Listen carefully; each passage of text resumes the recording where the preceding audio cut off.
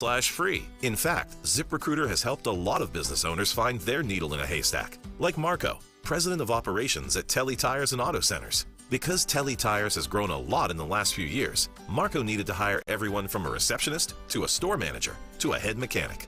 ZipRecruiter helps me find all the right people, even the most difficult jobs to fill. ZipRecruiter helps me keep my business running. Take it from Marco and millions of other businesses who've used ZipRecruiter. ZipRecruiter can help you find the needle in the haystack.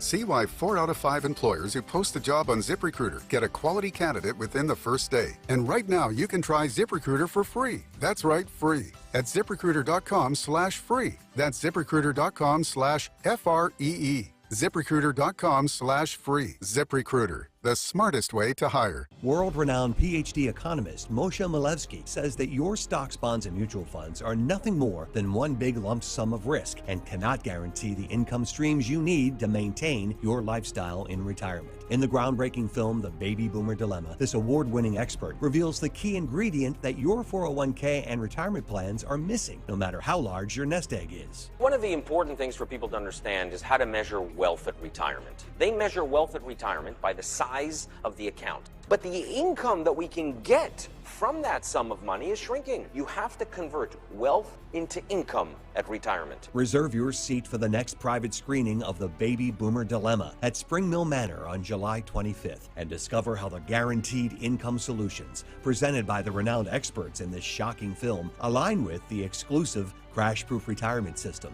Registration is required. 800-722-9728 or crashproofretirement.com. Hey, it's Rich Ziola. Do you really want to take shots the rest of your life just to lose weight? NJ Diet's typical results are twice as fast as weight loss injections without any of the side effects. Plus, you learn proper portion control and you develop healthy eating habits. With NJ Diet's 40-day program, you will lose 20 to 40 plus pounds contractually guaranteed. Lose weight quickly, the healthy and natural way. Call 855-5NJ-DIET or schedule your consult at njdiet.com, njdiet.com.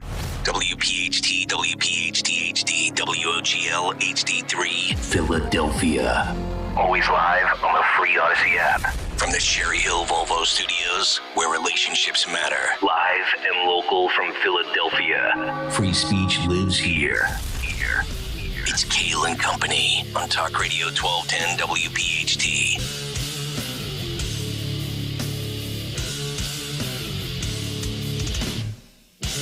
And away we go, live on this Wednesday, July 19th. It is indeed Kayal and Company here on Talk Radio 1210 WPHT. We are always live on the free Odyssey app and streaming live for your video viewing pleasure on YouTube as we head until 10 o'clock this morning. 855-839-1210 is the phone number. Twitter and Instagram, the radio station at 1210 WPHT. You can get me on Twitter at Nick Kayal, Kayal. Oh, we got a lot to get to on this hump day. It's a Tony Bruno Wednesday. Bruno will join us coming up at 8:20 this morning live from the great state of Florida. Dawn Stensland with the news, Greg Stocker, the chairman of the board, Daniel Valdez, and Anthony Dorenzo, our associate producers. Dawn, good morning. How are you? Hello. Oh, there she is. Good morning on this rainy day. Good morning. Is it raining already? Yes. Oh, wow. Did not know that. Thought it was relatively fine on the way in, except for some random dude shouting at me on the street as I turned the corner to head into the garage. What was he shouting at you about? I don't know. I thought he was like... GregStockerSucks.com. Yes. Go to GregStockerSucks.com. That's correct. Raising money. Yes. I'm coming down the last little bit of market, and I make the right to go into the garage. And as I'm coming up to make the turn at the light, there's this guy, and I can't tell if he's walking away from me or towards me in the middle of the street. I come to a stop because I realize I'm about to hit the guy. He's coming towards me, and he's just cursing. He's just shouting. I don't know. Oh, it might not have been you. It might have just been his medication. But it was going in my direction, so I just kind of veered around him to the left, kept going, got out, and I'm looking around I'm like, all right, garage is going up. Nobody's around. By the way, next time somebody does that to you, hit him. Just keep going. Seriously. One less degenerate in this world. Wow. Could be one of those shows, folks. It could be one of those shows. Gregory, how are you? Oh, great, brother. How are you? I'm doing well. Yeah. All right. We got all sorts of goodies for you today. We do. Joe Biden could very well be slow-walked. It's kind of emotional for me, to be honest. Biden with his new student loan bailout cost. Bud Light fails again on the 4th. And I might have a new burger chain that I absolutely love. Really? What? And absolutely, you know what? Step aside BK, step aside McDonald's. In-N-Out Burger could very well be the burger of conservatives and free speech absolutists. We will tell you why coming up in a little bit. Also, throat's starting to bother me. I hope I'm not getting the allergies all of a sudden, Stalker. I'm going to start sounding like you. Drink hot water. It worked for me. I'm going to try it. I sound better today, don't I? You do. Thank you. You sound much better. Big Take will be about Donald J. Trump and the looming, soon-to-happen J6 indictment. I heard that's happening. Yeah, that could happen, yeah. DeSantis with Jake Tapper yesterday, Trump with Hannity. We got it all covered for you today. But before we get to all of that, let's get to Dawn Stenslin, 6:06 Wednesday morning. It's round one of the news. And good morning on this Wednesday, July 19th. Storms moving through, and that has sparked some alerts that are being put up. National Weather Service, some storms and some heavy rain moving through, especially Delaware County, and now we're feeling it in Philadelphia. Some wipeout kind of accidents across the region, so you want to be safe, baby. We also have in Philadelphia a teen boy, 2 women, 2 men, all injured in a drive-by shooting during a vigil for a Philadelphia murder victim. This, according to Philadelphia police. So the victims' families were all gathered there on East Wyoming Avenue. This was last night, and they were attending a vigil for 20-year-old Orlando Negron, who had been killed in a shooting back July 5th in Philadelphia that also left a teenage boy injured. So during last night's vigil, this white Jeep Cherokee drives past the crowd, and they say at least 2 gunmen inside the vehicle just opened fire, spraying the crowd there who were, grieving and so on, spraying them. So a 68-year-old man was shot twice in the face. Some kids were there. 17-year-old boy shot, 24-year-old woman shot in the ankle, 23-year-old man. The list goes on and on of these victims. Thankfully, they are expected to fully survive, but they're all in stable condition this morning. Philadelphia police say they did recover the white Jeep. Okay. So we may ask the question, was it a stolen vehicle? Mm-hmm. And so we don't have the answer to that, but they are searching for 2 armed and dangerous gunmen.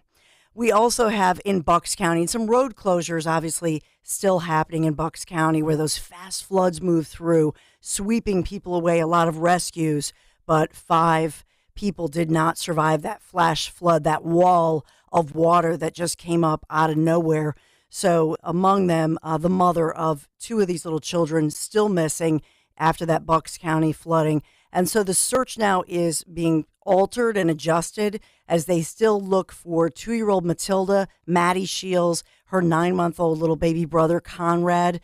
So search crews here say they've covered at least a 1.5 mile long search zone more than a dozen times. Wow. And so now they're switching gears here, and the land search, in other words, with the creek, that part they feel that they've exhausted that. Let me just ask a really, man, this might be in poor taste or a stupid question, but shouldn't we have recovered these individuals by now? I mean, not necessarily, because that's the tricky part of this. So they're now looking toward, they believe, because they combed the area near the creek that drains into the Delaware River. Oh, so now it's where does that fast-moving water go? Yep. Yeah, now we're looking at dive teams. Okay. Yeah, I was going to say it's a diving expedition. Okay. Yeah. Now that makes sense. Okay. So that's, you have to, follow the water and think about how fast-moving it was going. But there are no bad questions. Right. Just bad people. Just bad people that ask them. No. So kudos to all of those. I mean, some 100 different search crews. By the way, from across the region, a lot of people donating time from the surrounding counties and canine units. They have exhausted that land and river search, as far as, I should say, creek search. And so the little kid's mom, Katie, died, as well as 78-year-old Enzo DiPiero and his wife, Linda, who was 74 of Newtown, Yuko Love, 64 of Newtown, Susan Barnard, 53 of Titusville, and we have Bucks County Coroner Meredith Buck confirming the names, the ages of those other 4 whose lives were lost. And again, they said that there was so much speculation that people were saying, oh, don't ever go out in the rain. When they have these flood watches, heed the warnings. They said, honestly, it was a freak situation where there was nothing these people could do. They were on the road. It happened in just a moment. Right. So we also had in my neck of the woods in Northwest Philadelphia, I believe this was overnight, midnight into the early morning, there was in Chestnut Hill in Philadelphia, there was a pizza delivery person. I don't know which pizza shop yet. I'm looking into this, who has a legal right to carry, was attacked. 2 guys, forced him back into their vehicle, a rough situation there. He at some point was able to pull out his firearm and defend himself. I deliver pizzas and I'm packing, baby. Yeah, so the pizza delivery person is okay. Good for him. Yeah, but we've got one of those attackers in the hospital now in stable condition. The other one fled into Montgomery County. So they are confident that they will catch that individual, armed and dangerous, but the search is on for that individual. So these 2 attackers thought they were going to, get the pizza delivery driver, rough him up, take his cash. Not so much. Hey, guys, I have to deliver this pie in 30 minutes or less, or it's free. Get away from me. I got to tell you, I spent a lot of time when I was in college delivering pizzas because it was a great way to make money. It was an easy way to make money. It was a great way to make money. Friday night's probably a big night for you. Friday night, Saturday nights, Sunday mornings, right before football. And I always worried about what I was going to see on the other end of that door. Yeah, I can understand that. Although, if I'm an armed robber or I'm trying to just jack somebody for money, I don't know that I'm jacking the pizza guy. I can't imagine the pizza guy's carrying too much cash on him, right? Oh, no. What was the most you were carrying? A couple hundred, maybe? 200-300? No. It was, you had to have enough to make change. Although with these days, with Venmo and everything else, there's no reason to. Right. I can't tell you the last time I've actually paid cash for pizza. Me either. Yeah. Yeah, they should almost put on there, our driver doesn't carry cash. But everybody knows they do. It's like the local Wawa. This store has less than $100 cash at all times. But the sign on the car should say, our drivers don't carry cash, but they do have a legal right to carry. How about that one? Yes. Well, at least in this case. Thank God this guy's okay, and we'll find out who he is so you can tip him well. By the way, if you're watching right now on YouTube, youtube.com/@1210WPHT, there's a giant picture of Rich Zioli behind me, and I'm not really sure why. So he's creeping over my He's shoulder. always the elephant in the room, is he not? He's creeping over my shoulder as I'm speaking here. So I'm not really sure why. He's like Obi-Wan Kenobi. I know he makes his triumphant return to the airwaves today at 3 o'clock. Woo! So maybe that's why. But if you're watching right now on YouTube, there's a giant. It's almost creepy. He's smiling at me. He's just doing show prep right now. Yeah, show prep. I have to get to our Phillies because it was a bit of a nail biter, but we hit hard last night. Phillies win over the Brewers at home at Citizens Bank Park. A hot night, 4-3. I think the one highlight that I have to say, Aaron Nola gets a little help from his friends, but a little bit of a surprise, if you want to say a good catch. So a lot of people saying, Kyle Schwarber, he caught it in the 5th. It's exciting. Mm-hmm. And they're making moves now. I told you, they're now up to the 2nd wild card out of the 3 wild cards that are available. They'll end up being the 1st wild card by the end of the season. It's exciting. Yep. So Bryce Harper was expected to make an appearance on first base. Not yet. Be patient. Yes. So we'll wait. But tonight, again, against the Brewers at home. Very exciting. NBC 10, first alert forecast. So we're in the 80s. We've broken through, and no more 90s, it looks like. But we do have this flood advisory with the rain is now lighter. It's tapering off, but certainly moving through the region. So occasional thunderstorms likely to continue through the 10 a.m. hour. So seriously, there are a lot of different accidents across the region, down branches. The ground is saturated, so we're seeing more down trees and that sort of thing. So be safe out there. That's the NBC 10 News First Alert Forecast. And this is First Edition, Kayal and Company News Live. All right, Don, thank you very much. 6:14 Wednesday morning. Let's get to a midweek Big Take. The Big Take on Kayal and Company. The Big Take this morning, Trump and the J6 indictment. News coming down on Tuesday after we got off the air at 10 o'clock that former President Donald Trump expects to be indicted and arrested for the events of January 6th, 2021. Trump posted the following on Truth Social, quote, "Wow, on Sunday night while I was with my family, having just arrived from the Turning Point event in Florida, where I won the straw poll against all other Republican candidates with a 85.7% margin, with all polls showing me leading in the Republican primary by very substantial numbers, almost everyone predicting that I will be the Republican nominee for president. And as I am leading Democrat Joe Biden in the polls by a lot, horrifying news for our country was given to me by attorneys. Deranged Jack Smith, the prosecutor with Biden's DOJ, sent a letter stating that I am a target of the January 6th grand jury investigation and giving me a very short 4 days to report to the grand jury, which almost always means an arrest and indictment. So now Joe Biden's Attorney General Merrick Garland, who I turned down for the United States Supreme Court, together with Joe Biden's Department of Injustice, have effectively issued a third indictment and arrest of Joe Biden's number one political opponent, who is largely dominating him in the race for the presidency. Nothing like this has ever happened in our country before, or even close. That was Trump on Truth Social. So if you are scoring at home, here is the timeline of events leading up to what Trump mentioned is a formality to become his third indictment. On April 4th, 2023, Alvin Bragg from Manhattan indicted Donald Trump in regards to the hush money of $130,000 that Donald Trump paid to Stormy Daniels. That was indictment number one.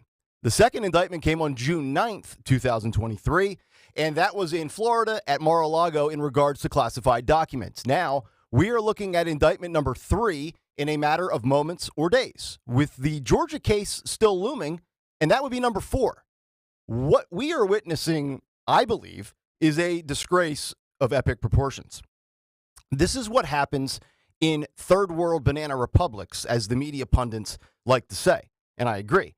Or as my buddy Rich Zioli has said, the better terminology would be the United States has become a police state. And I wholeheartedly agree with that. Is Trump culpable for what happened on January 6th? In my opinion, to some degree, he has to take some accountability. But I also don't believe that grown men and women were forced to do anything like they may or may not have done on that day. Did the government stage some of it? I believe there's evidence that exists that confirms that. Why were there certain video cameras? Who was in on it? Who was not? Ray Epps, on down the list. We've talked about those issues. January 6th is not just a open and shut case. I know we love to point fingers, go into our corners, and play the partisan game, but the reality is multiple and many things can be true at once.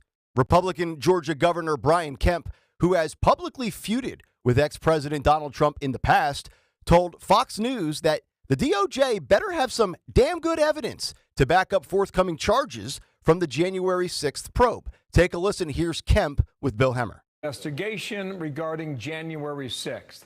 There has been a flurry of reaction in the past 60 minutes. Here is part of that with the House Speaker Kevin McCarthy on the Hill. Well, I guess under a Biden administration, Biden America, you'd expect this. If you notice recently, President Trump went up in the polls and was actually surpassing President Biden for re-election. So what do they do now? Weaponize government to go after their number one opponent. It's time and time again. I think the American public is tired of this. They want to see equal justice, and the idea that they utilize this to go after those who politically disagree with them is wrong. That is just part of what we're getting right now. Out of Atlanta, the Georgia Governor's Brian Kemp. Nice to see you again, sir, and thank you for your time today, and good morning. Hey, good morning, Bill. We brought you to talk on about a list of other things, but with this breaking news, I want to begin here. What do you make, if true, that he is the target of an indictment regarding January 6th? Well, listen, I certainly agree with a lot of the comments the speaker made about the American people wanting equal justice. I know there's a lot of people, conservatives like me, that are frustrated by things like the New York indictment, but there's no doubt that these things are a distraction to the former president. And I would just tell you, if I was the prosecutor bringing these charges, he better have some damn good evidence if you're going after a former president. And we'll see as the process plays out, but it's certainly a distraction from us beating Joe Biden. You did an interview last night. Other national talking heads in conservative media are getting attention over the last 24 hours for floating out a theory that I believe I actually started on this very show months ago in the spring. Remember, in April, I floated out the idea that I wouldn't put it past the diabolical Democrats to make it seem like they want Trump in jail, only to have the motive of elevating him to the nomination because they believe he is unelectable and the left will win again. Now, I haven't pushed that on a daily basis, but if you listen to Kayal and Company on a somewhat regular basis, you know that I was on that plot months ago. Democrats hitting Trump with indictment after indictment only galvanizes his base and inflates his poll numbers for the GOP primary. But they know that he will fall in the general election. I believe the Dems think they have a better chance to beat Trump than perhaps Ron DeSantis. I've said for months that DeSantis could beat Biden, but he's not getting past Trump. And as you know, if you've listened for the last 3 or 4 months, I'm down on Ron DeSantis big time. So it could very well be all for nothing, and the Dems win regardless. But I've been on these motives for a while now. Jim Schultz, who served as associate White House counsel under former President Donald Trump, told CNN that Jack Smith's bombshell target letter sent to the former president in the J6 criminal probe means the former president can expect legal jeopardy heading in his direction. Take a listen to this. Well, I mean, we saw it beginning to wrap up. As you get closer and closer to the inner circle and more important folks coming into the grand jury, that's a signal that they're coming to a close. So the culmination of that is, you know, that they've sent him a target letter. We don't know who else has received or if anyone else has received target letters associated with it. I expect it has a lot to do with, you know, perhaps conspiracy to commit fraud and relating to the overturning the outcome of a valid election, relating to, you know, there's a number of factors, the fake electors scheme, perhaps the trying to switch the attorney general out, you know, the pressure on the former vice president. There's a number of different things that kind of all culminate together to perhaps form their case. Look, it shows that there is a degree of legal jeopardy coming in the direction of the former president. And that's always serious for anybody who receives a target letter. So I do think, you know, it's something that needs to be taken seriously. Perhaps an indictment is on its way. We saw in the last case that preceded an indictment. I think we're likely to see the same thing here. He's probably not going to go in and testify. And then it's, you know, then we're back to, okay, this case perhaps going to be heard in the D.C. district. And who's the judge that gets assigned, and we're kind of off to all the questions that we had on the first round. And that leaves us with what will happen in regards to the 2024 election. Will Trump end up in jail before the election? What does the timeline look like? Will he go through the primary and the general election, win, still be in the court process, and be able to use his pocket pardon on himself should he be found guilty? And what if Trump wins the primary but then has to exit before the general election 2 or 3 months before voting day? Would that mean Ron DeSantis slides in off the bench with 2 or 3 months to go to convince America he's the guy? Would the prosecutors offer a deal to Trump that he drops out and avoids jail time? One thing I know with 100% conviction and certainty, Donald Trump isn't taking a plea deal and bowing out. He's a fighter. He will tell the prosecutors to go pound sand, and I expect more of the same moving forward. More indictments, number 4, coming up, my guess, probably before Labor Day. More posts on Truth Social, more boosted poll numbers, and the circus will continue to go on. But that's just another day in the life of Donald Trump and the left going after Donald Trump, a man who never seems to fatigue despite all of the political hacking from his adversaries. And that's the big take. The Big Take on Kayal and Company. All right, big take this morning. If you want in on the Donald Trump J6 conversation with the indictment looming in a matter of days, if not hours, you can do so. 855-839-1210, Twitter and Instagram at 1210WPHT, or on YouTube. Go to youtube.com/@1210WPHT. Hit the like and subscribe button and be a part of the Kayal and Company comment community. throat is getting to me. I'm getting emotional in here, Dawn. I'm like clamping up. I think I'm like breathing in dust as I speak. During this commercial break, hot water. Yeah. Hot water. Cup of hot water, and then we'll get your thoughts and reaction on the other side. Back after this, Talk Radio 1210 WPHT. This is an important notice to consumers facing $10,000 or more in credit card debt, medical bills, or other unsecured debt. You may not be required to pay it all back because there are special programs now in effect that will significantly reduce the amount you will owe if you qualify. This is not bankruptcy or a debt consolidation loan. These programs, which the credit card companies like to keep secret, exist to aid American consumers struggling with overwhelming credit card debt by offering tremendous savings and real debt relief. Accredited Debt Relief has established a special hotline for you to call and learn what savings you qualify for. They've helped qualify consumers with over $1 billion in debt and are A+ rated with the Better Business Bureau. So don't wait. Get the relief you need during these hard economic times. For this free information, call the Accredited Debt Relief Hotline now. Call 800-873-7171. 800-873-7171. 800-873-7171. Jocko Willink, author, podcaster, and retired Navy SEAL, is bringing his Decisive Engagement speaking tour to Kimmel Cultural Campus on Saturday, July 22nd. In this special event, coinciding with the release of his latest book, Leadership Strategy and Tactics Field Manual, Jocko will speak about human nature, leadership, war, atrocities, and good versus evil, and have an extended Q&A session. Each audience member gets a copy of his new book. Tickets to see Jocko Willink Saturday, July 22nd are available now at KimmelCulturalCampus.org. At Wells Fargo, if you accidentally overdraw your account, we give you an extra day grace period to avoid the overdraft fee. What if everything came with an extra day? Sunday night and I have the Sunday scaries. Honey, don't be scared. Every weekend comes with an extra day now.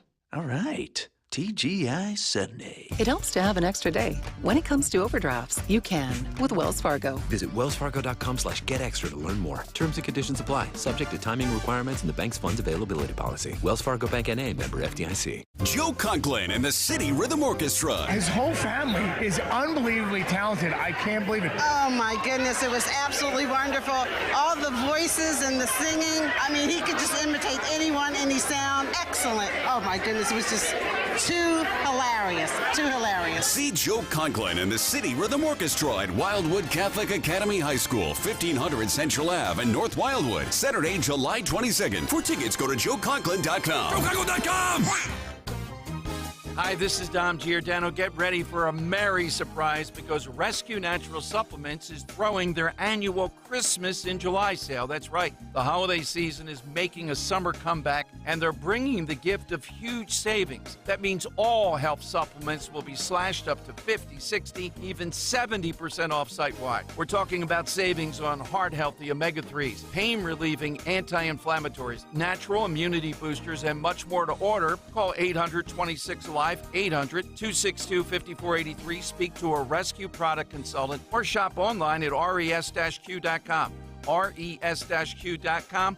Again, don't miss Rescue's Christmas in July sale. Get savings up to 70% off all natural solutions for your highs and lows, from high blood pressure or cholesterol to low energy or testosterone. Rescue's got you covered. Hurry on over and unwrap the joy of a healthier you.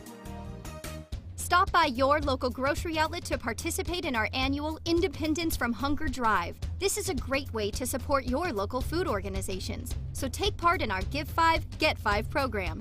Donate $5 and get a $5 coupon for a future visit. Donations made in-store stay in your local community. Join us in our fight against hunger by visiting your local grocery outlet today.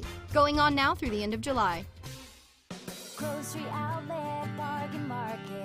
Hi, it's Rich Zioli. Do you have water in your property, soggy yard, sinking hardscape, pool liner floating? Garden State Earthworks is your drainage solution. 856-848-4444 or GardenStateEarthworks.com. Chronic pain, cancer, fatigue. Find out about the benefits of medical hydration therapy on Health Watch with Dr. Molly Fantasia every Sunday morning at 8 on Talk Radio 1210 WPHT. Hey, this is John Ritchie. If you're in the restaurant, hospitality, or casino business and you're not using a PDQ PO POS system, it's time to make the switch. PDQ POS will not only save you time, effort, and money, but it's the fastest, easiest, and most reliable POS available. That's why PDQ POS has been the top-rated restaurant management system for over 35 years. Whether you have a single location restaurant or thousands of locations, PDQ can help your business succeed. Visit pdqpos.com.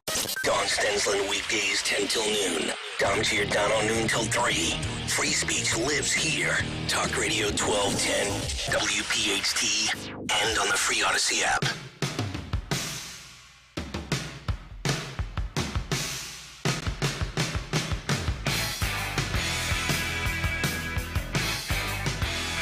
Yeah, buddy, it's Kayal and Company, 6:30 live on this Wednesday morning. Talk Radio 1210, WPHT, Nick Kayal, Don Stensland, Greg Stocker. Cut sheet at 7:45. You will hear Ron DeSantis with Jake Tapper, his first appearance on CNN yesterday. That'll be coming up. Also, Trump with Hannity and Jonathan Turley and his legal analysis and thoughts on the January 6th looming indictment for Trump. All still ahead on the cut sheet this morning. Also, we'll get to some Joe Biden stuff as well. Why the Dems and how the Dems, and actually what is going on with the Dems, how they slow walk Biden to the exit here, and Joe Biden's new student loan bailout, what it's going to cost, and when it could go into effect. This the latest after the Supreme Court shutting down the latest attempt by Joe Biden to give all of you freeloaders a little bit of a break and put the onus on us, the hardworking taxpayers who probably already paid off our student debt. That's all still ahead this hour. We'll also get to this Trump lead in New Hampshire over on DeSantis and give you an update on a certain poll. But yesterday I thought was pretty interesting. You know, we got off the air. You heard in the big take the news coming down about Donald Trump and his announcement on Truth about what he expects. He is now the target of this investigation for January 6th. And I would think within a matter of, the next 2 or 3 days, if not sooner, maybe even a matter of hours, perhaps it breaks later today, that the official indictment will come out. It'll be interesting to see, of course, like with the first two situations with Manhattan and Alvin Bragg, and then Mar-a-Lago with classified documents, how this indictment looks, what it contains, how it reads. We know the Alvin Bragg one is unbelievably flimsy. You talk about stretching the letter of the law. That's the absolute least, I think, of Trump's concerns. The classified documents, and then this certainly with more of a bigger magnitude and a feel to it. And a lot of people also say the Georgia one could be very big. I thought it was interesting yesterday. Bill Hemmer and some of the people on Fox were breaking down just all the other battleground states from 2020 where Trump was speaking to these people, whether it was Brian Kemp in Georgia or in Arizona and a handful of other states. I think it was 7 states in total. But, Dawn, just want to get your reaction. I know this is not a big surprise. We expected this to happen at some point in regards to J6 and Trump, but now it looks like it's a formality, and we are on the verge of that happening at some point, probably this week.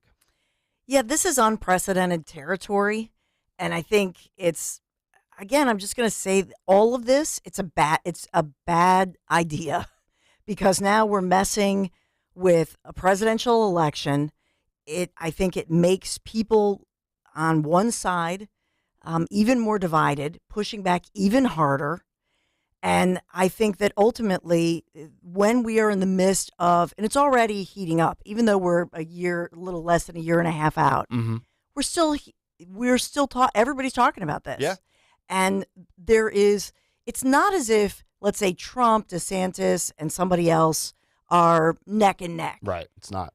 So this is President Joe Biden's pretty much only opponent at this point, right? Because, and the latest polls had just come out. I mean, there were some that indicated in a general election, Trump would beat Biden. Yeah. And so there is that percentage of the country that just looks at this and says, aha, weaponization of Biden's DOJ. Whether that's true or not true, whether you believe that, it's just a horrible look. It's bad for the country. And nobody's ever been charged with any kind of insurrection. I know that they're looking at the days before the January 6th riots. But if you don't have people who confessed, or you don't have that smoking gun, so-called, that so you have a situation that's a riot, but they have spent how much of our tax dollars? They have everybody on video. Nobody has been charged with the charge of insurrection. Mm-hmm. So how do you now accuse him of this when you don't? Then you'll say, well, where are all the people that are in jail for this that were your followers, cause and effect? Yep. And then remember, they have the audio. I guess they think we don't have the full audio, but there was a time when people said, oh, Trump never said go peacefully. He never said that. I remember having the debate with family members, and I held up my phone and I played the audio. Right. And they said, we didn't, they're not playing that. I said, that doesn't mean that it didn't happen. I'm sorry for all the double negatives, but he said it. Yep. And so that's what they would play and say, Your Honor, here's what he said to that crowd. Mm-hmm. So now they're going back, and we don't have all of it. It's still just they're talking about, oh, they were plotting for these fake electors in the battleground states and blah blah blah blah blah. Yeah. To me, with everything going on, the horrible economy, Greg is like shaking his head. But I just think this is a lot of the ridiculous. Blobbity blah blah blah fake electors. Yeah, like okay, I'm done. It's ridiculous. Well, so many people, and you're a lot of people feel that way, and it's not just the Trump supporter. It's people are, and this is why those polls are so interesting. That say 68% of Americans want two new opponents in 2024. They're done with Biden. They're done with Trump. They're fatigued by it. It just never ends. It's like a terrible storyline in professional wrestling that you just want to end, and yet the writers keep forcing it down your throat. Yeah. Yet here we are. Yeah, except the wrestlers don't affect our economy. That's correct. Right? Or That's our children. Yes, absolutely. And so it's the best thing that happened yesterday that gives me hope is when Joe Manchin came out, and I thought, good, take some polls, show that he would beat everybody, right, and then they'll back off Trump. Yeah. I'm serious. Yeah. Because it's such a bad look for our country that the leading contender against Biden, winning against him in many general election polls, now gets this. Do you give any credence to my theory that I floated out months ago? Because there's other talking heads that are going around nationally with bigger followings than I have, saying, well, this is what the Dems are actually plotting all along. This is all intentional to assure that Trump wins the nomination in the Republican GOP primary so that they can beat him again. I've only mentioned that like 4 or 5 different times. I think I even did a big take on it back in March or April, right around that first indictment. Or do you think that's like am I trying to outsmart myself? Because I do believe there's a part of the left and also maybe even on the right that says Trump is unelectable. Whether you like him or not, you don't believe he can actually get over the hump, whatever that might mean to you in your world. Is that crazy to think that the Dems are so diabolical? They're doing this to assure themselves they get Trump because they feel like they can absolutely win again? I think they would do anything to win. And that's why I floated that out months ago. I think all of the above, nothing surprises me anymore. And because most of the country is just not paying attention. And look at him sitting there. What was that, Monday or was it? No, it was yesterday when he was with Israeli President Isaac Herzog. And you played it. And he slumped over and come on. Right. I mean, it's just so they have to do all this. They have to just throw it all at the wall. And they really will. They will do anything to win. And Republicans, so Republicans are always fighting amongst themselves for what's right and the right thing to do, and is in essence, spiting their own face, cutting off their own nose to spite their face. No question. I got to tell you too, and we're going to this poll yesterday that came out with Trump's lead over DeSantis. It's starting to narrow in a key early state. I don't think it's reflective of the J6 indictment news because I think that number would be bigger. We'll give you the details and the numbers in a moment.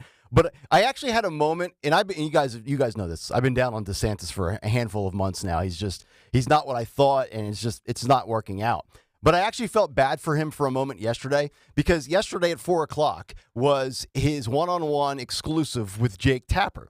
So they recorded this, I'm guessing like 2 o'clock in the afternoon or 1 o'clock. But they did this as they were sitting down. The Trump news broke.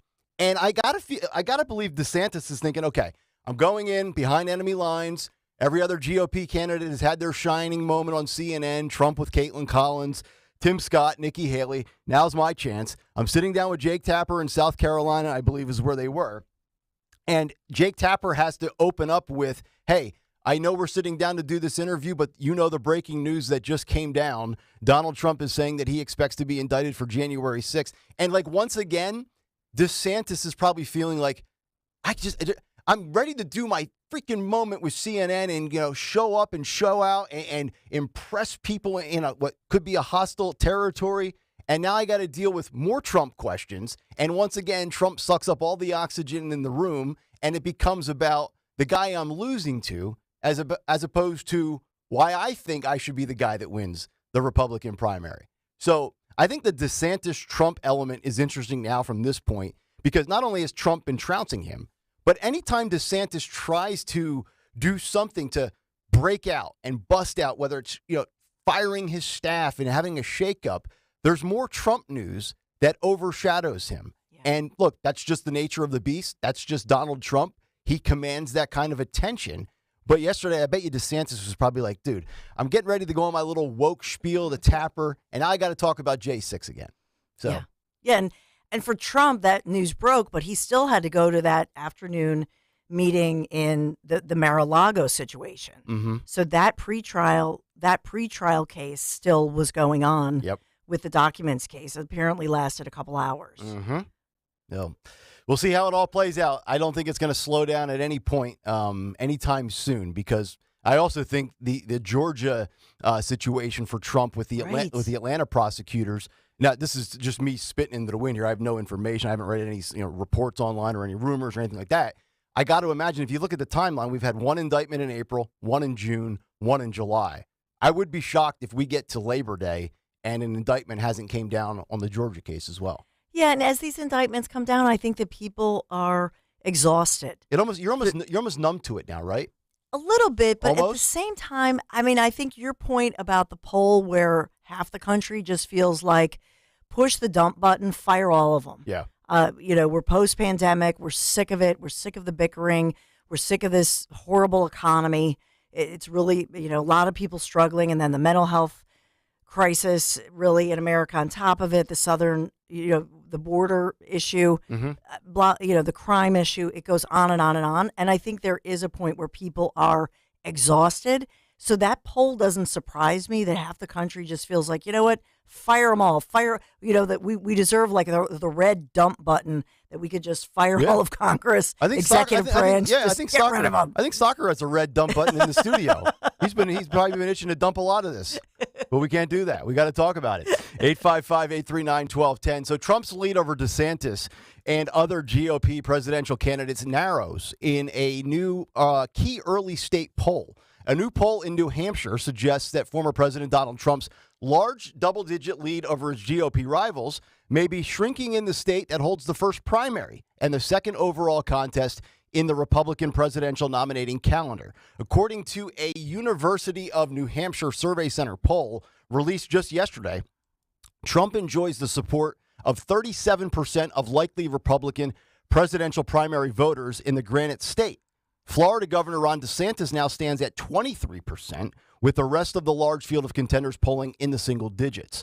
Trump's 14-point lead over DeSantis is down from 20 in the previous survey, which was conducted in April before the Florida governor launched his campaign. The lead is smaller than in recent surveys in New Hampshire from other organizations, which suggested that Trump enjoyed a much larger advantage over DeSantis. Senator Tim Scott of South Carolina is at 8%, which was conducted. This poll was conducted July 13th through the 17th, so it's just about like a week ago. Chris Christie is actually sitting at 6%, and so is Doug Burgum, which is interesting. So interestingly, if you go back to this time period in 2015, there was a run up to an election in 2015. Trump was actually polling at 6%. Jeb Bush was polling at like 24, 25%. So You can take all these polls right now with a grain of sand. Oh, sure. Because it's not emblematic of what's going to happen when. So Trump was polling at Christie's rate. Yes. And low energy was in like the DeSantis territory. Yes. And I'm assuming Jeb was the leader there when you said at 24%. He was the top getter? I'm not sure. Okay. I just saw that headline, and I was just like, wow. That's fascinating. It is, because somebody just said on the YouTube chat, people don't start paying attention till October, and that's 1 billion% correct. Mm-hmm. But the Post was talking about that University of New Hampshire survey. Then you look at, there's another Granite. So they're doing we're being inundated with all these poll numbers. I will just say this. There was the Granite State poll that found 37% likely Republican primary voters in New Hampshire still support Trump. That's 23% with DeSantis. So that still is 37-23. I think what's also significant about New Hampshire, remember Governor Sununu is considered sort of a never Trumper and has bashed Trump. Right. And and they love Sununu. Mm-hmm. And so I think that he weighs heavily on their minds. He also came out recently and talked about the third party, that third party candidate situation with maybe a Joe Manchin, the no labels third party candidacy that you talked about yesterday. Yeah. Sununu talking about that yesterday as well. Yep. I think their governor carries a lot of weight in the Granite State. Could very well be a no labels big take tomorrow. Not that I've been thinking about that, but yeah, would be interesting. I would be interested to hear your take on that. I think we should really have a conversation about it, and it's just in general. And we could do that certainly tomorrow. 855-839-1210 is the phone number. I got to believe, though, the next set of polls that come out post-Trump indictment, he goes right back up. I think the lead will widen again. Yeah, there's no question that this helps him. Yep. There's no question right now. No doubt. But the polls are of Republican voters. Right. Right? And so then that leads to the question, even though they keep talking about the general, but those are Republican voters are going to vote for the Republican nominee. Yeah. Agreed. All right, coming up next, top Democrats prepping in quiet to replace Joe Biden. We will get to that report on the other side, but as you know, I've recently leased a 2023 Honda Ridgeline from my buddies at Piazza Honda of Springfield.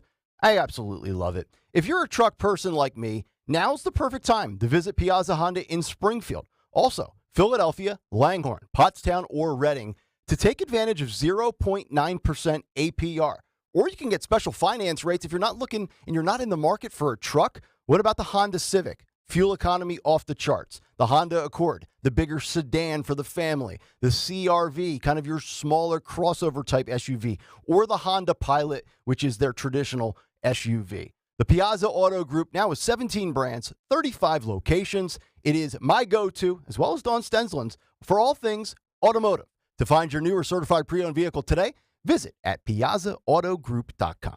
Miller Lite has high hopes for the Phillies this season. So catch every game at Tavolo Restaurant and Bar at Springfield Country Club with a $4 Miller Lite bottle and $5 aluminum special all season. Tavolo features a one-of-a-kind outdoor bar and patio with alfresco dining, golf course views, palm trees, and plenty of fire pit lounges. And the best happy hour in Delco. So enjoy every Phil's game at Tavolo's in Springfield. Tavolo's, a proud partner of WIP's High Hopes Pod with James Seltzer and Jack Fritz. It's Miller time, Phillies fans. Celebrate responsibly. Attention taxpayers. If you or your business owe the IRS back taxes or have years of unfiled tax returns, the IRS has green-lighted billions of dollars in tax relief to those facing financial hardship through its tax relief initiatives. If you have a delinquent tax problem and possibly facing wage garnishment, liens, levies, audits, or already in a payment plan, you may now qualify for significant relief. Qualifying and enrolling in this program could stop all collections, settle your tax problem, and may even reduce what you owe by up to 99%. Call the hotline at Tax Help USA to see if you qualify and receive your free tax assessment by dialing 800-210-1005. If you or your business owe back taxes to the IRS or state, you can now get the help that you need during these hard economic times. Get your free tax assessment to see what you qualify for by dialing 800-210-1005. 800-210-1005. That's 800-210-1005. I'm getting vaccinated with Prevnar 20. So am I, because I'm at risk for pneumococcal pneumonia.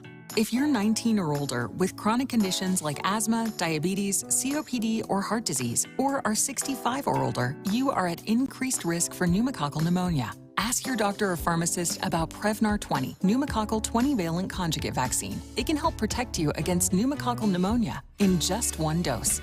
Even if you've already been vaccinated with other pneumonia vaccines, Prevnar 20 may help provide added protection. Prevnar 20 is approved for adults to help prevent infections from 20 strains of the bacteria that cause pneumococcal pneumonia. Continued approval may depend on a supportive study. Don't get Prevnar 20 if you've had a severe allergic reaction to the vaccine or its ingredients. Adults with weakened immune systems may have a lower response to the vaccine. Side effects include pain and swelling at the injection site, fatigue, headache, muscle, and joint pain. For full prescribing information, please call 1-855-213-2138 or visit Prevnar20.com.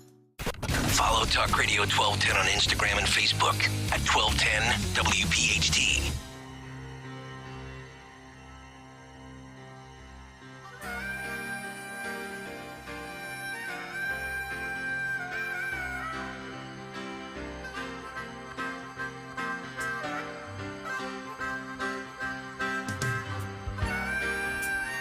.650, welcome back in, Kayal and Company, as we continue live Wednesday morning.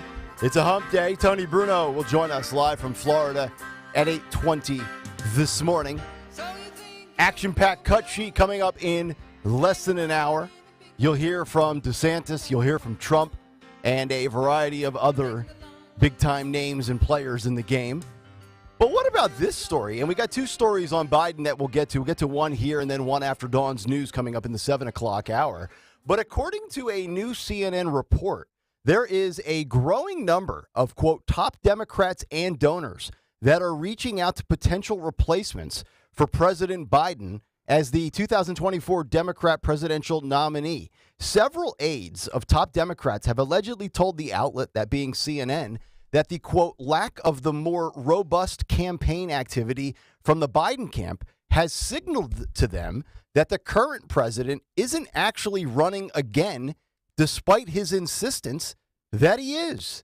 As a result, they are keeping their options open. CNN's report, titled "Slow Pace of Biden's Re-Election Campaign Feeds Democrats 2024 Anxiety," opened with a picture of the doubt that Biden's apparent campaign efforts have sown among the party. It states, quote, "The conversations keep happening. Quiet whispers on the sidelines of the events, texts, emails, phone calls, as top Democrats and donors reach out to those seen as possible replacement presidential candidates," end quote. According to aides and others connected to these individuals, they feel that, quote, despite what he has said, despite the campaign that has been announced, President Joe Biden won't actually be running for re-election.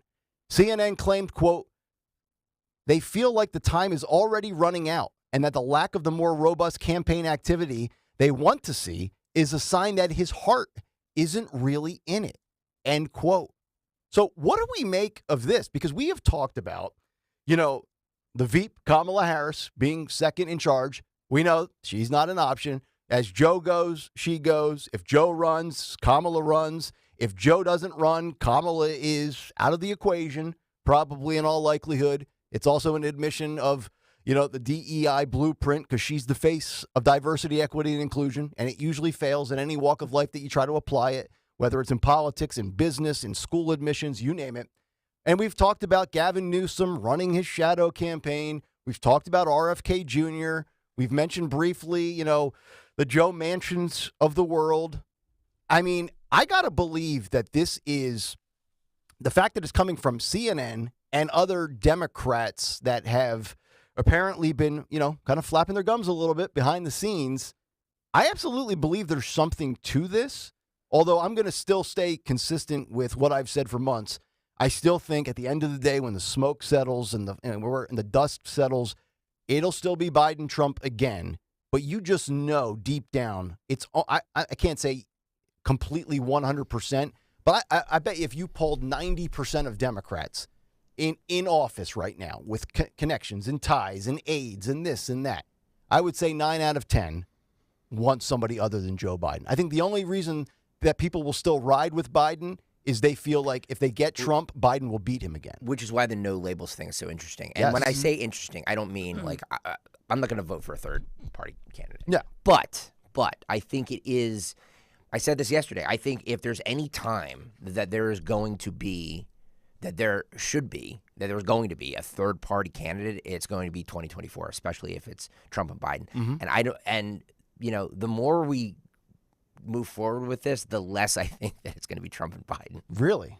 Yeah. Which would be fascinating because it would be a major plot twist. We go all through this through 2023, and then all of a sudden 2024 comes, and we've got two new guys in the ring.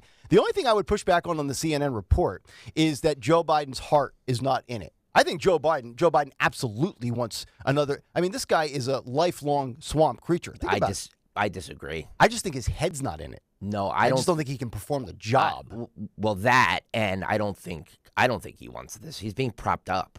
But do you think Joe knows he's being propped up? I don't know. Well, anyway. Yeah. I mean, I just can't. Anyway. If this guy runs again, and he wins, he's going to be 86 when he finishes. He's not gonna survive a second term. The odds are against him. But if he runs and wins again, I mean, we're talking Joe Biden will have either been the VP or president in the White House for 16 of the last 20 years. Yeah. That's a hell of a residency. Some people got to go to medical school that long. I think the Democrats are wise to the point that you just made, to have a backup plan and then a backup to the backup plan. Of course. Right? Because you're looking at him, and I don't know if it's the nap time being disrupted. I'm really serious. I can relate. You know? Yeah. But I know. you're 39, right? Yeah. And you want your nap time, but he's 39, double your age. 88. Yeah. You know? And so I think that they are wise to start vetting different people and putting them out there, seeing how the media reacts, seeing how the public reacts. And I think they're probably going to meet here again in Philadelphia like they always do and come up with the plot, But I think that for them, they don't care. At this point, they don't care if it's Biden or Kamala or whoever. Whoever it is, they just want to make sure that person wins. MAGA Man on Twitter says, surprise candidate, Michelle Obama. Remember, I said that weeks ago. Of this. Stop listening to Roger Stone. I know, right? I truly believe she does. I believe she wants no part of it. But we're living through the third Obama term, whether we realize it or we're willing to admit it or not. And, oh, by the way, here's why I say it's not 100% absolute that she would not do it. I think she can be pitched and sold on it. I really do. Yeah. No, not her. Yeah. No, she's gone. Kamala's out. Michelle's in. I think she can. I mean, there's a lot of ego in that Obama family. I am tired of. I've been doing this too long because I am tired of this narrative of Michelle Obama is going to be the sleeper candidate. Joe's asleep and he's running the nation. They've been saying it since Barack left office. I know that it's Michelle was actually running the Obama White House, and then she was going to be the next candidate. Stop. She's not going to be the next candidate. Why would you? She's on Martha's Vineyard, living the good life. You know what I mean? If she picks up Joe's schedule where he's on vacation 354 days into his 2.5 years, she could still get plenty of Martha's Vineyard time in. But you understand what I'm saying, yes, right? Absolutely. Like there's no upside for her. I agree. And at this point in your life, do you really want that? We saw, during the Clinton administration, we saw Hillary Clinton she just wanted the presidency. She wanted the power. She wanted the. I don't see that in Michelle Obama. I just don't. You don't see the killer in her. Killer instinct. Yeah. No, I just don't see her wanting or needing the spotlight. And I know, trust me, I know I'm going to get a lot of hate. Texts and tweets. I think she likes. People are going to be like, "You are." I think she likes spotlight. She likes the magazine covers. Okay. She loves the TV appearances, the speeches. I think there's. I don't know if she's got that hunger in her. You talk about Joe's heart not being in it. I don't know if Michelle Obama's heart would be in it. Well, Wendy Parsons has an interesting comment here on the YouTube chat, youtube.com/@1210WPHT. She says Obama never left office. There's also that. This is the third Obama term. There's also that where he's actually in the basement with an ear monitor going, right. Say this, Joe. Which is interesting because Joe spent 2020 in the basement. It was just basement wars. It's unbelievable. 855-839-1210. We'll come back. Kickoff hour 2. Dawn's got some news. And Joe Biden not going quietly into the night with his student loan bailout plan. The new cost and just how much will be on the taxpayer. We got the study and the results coming up next for Joe Biden's SAVE plan on Talk Radio 1210 WPHT. For over a century, AM radio has evolved to meet the needs of our community. More than 80 million listeners depend on AM radio each month. It's also the backbone of the emergency alert system, keeping us safe in dangerous times. A new bill in Congress would ensure this free, reliable service remains in cars. Text AM to 52886 and tell Congress to support the AM radio for every vehicle act. Message and data rates may apply. You may receive up to 4 messages a month, and you may text STOP to stop. This message furnished by the National Association of Broadcasters. WPHT, WPHT HD, WOGL HD3 Philadelphia. From the Cherry Hill Volvo Studios, where relationships matter. Always live on the free Odyssey app. You're invited to a private showing of the most important movie you'll see in retirement. The Baby Boomer Dilemma is a groundbreaking documentary from award-winning director Doug Orchard. Throughout the film, Nobel Prize winners, PhDs, and esteemed economists expose the cracks in the financial industry that have 401ks, IRAs, Social Security, and other retirement plans on the brink of collapse. After the movie, you'll receive an education that's unlike any other. Learn how to apply the solutions presented by these experts, which align with and validate our proprietary crash-proof retirement system, proven by over 5,000 consumers. Register for this complimentary screening at Spring Mill Manor on July 25th and let Crash-Proof Retirement provide you the crucial information you need to avoid the baby boomer dilemma that's on the horizon. Registration is required. 800-722-9728 or crashproofretirement.com. You're out of breath. Have a constant dry cough that won't go away. It could be interstitial lung disease. ILD is rare, but it's serious. It can be the fight of your life. And you can't face the fight of your life if you don't know you're in it. Ask your doctor. Find a pulmonologist. Get answers. There's hope. There's help, but don't wait. Go to lungsandU.com/fight ILD. When you need to know, depend on KYW News Radio 103.9 FM. 5 people are injured in a shooting during a vigil in Feltonville. The search for 2 missing children swept away during Saturday's storms will move to a dive rescue effort. Former President Trump's target letter could suggest the investigation into the 2020 election is zeroing in on him. Get the latest anytime on KYW News Radio. Now on Crystal Clear 103.9 FM. You've never needed us more. Joe Conklin and the City Rhythm Orchestra. His whole family is unbelievably talented. I can't believe it. Oh my goodness, it was absolutely wonderful. All the voices and the singing. I mean, he could just imitate anyone, any sound. Excellent. Oh my goodness, it was just too hilarious. Too hilarious. See Joe Conklin and the City Rhythm Orchestra at Wildwood Catholic Academy High School, 1500 Central Ave in North Wildwood, Saturday, July 22nd. For tickets, go to joeconklin.com. joeconklin.com! You've been wanting to check out that news story that everyone's talking about, but you just can't find the time. That's why the On Deadline podcast is here. We pull together interviews from Odyssey's radio newsrooms across the country and add important context so you can really get the news fast. From wildfires and catastrophes at sea to new laws and presidential candidates, we'll have coast-to-coast coverage for you all in one place. Subscribe to On Deadline on the Odyssey app or wherever you find your podcasts. This is Larry Steinhaus of Investor Schooling. I am so proud to announce the continuing success of our students at Investor Schooling. You already know that at Investor Schooling, we teach real estate investing and stock options. Did you also know that we teach things about tax savings, estate planning, and business coaching as well? We teach things about money I bet you never knew. At Investor Schooling, we teach from the perspective of true experience. If you want to see what our students think about Investor Schooling, please check out the over 160 5-star Google reviews. To find out more about how you can change your financial life, go to investorschooling.com or call 866-424-2829. That's 866-424-2829, and you can attend a complimentary class this Thursday at 7 p.m. Attend that class and see for yourself what investor schooling is all about. Go to investorschooling.com or call 866-424-2829. That's 866-424-2829.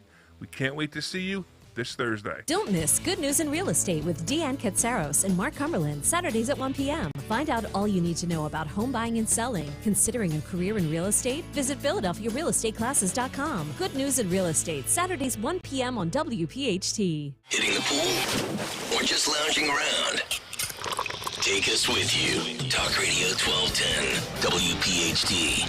Always live on the free Odyssey app.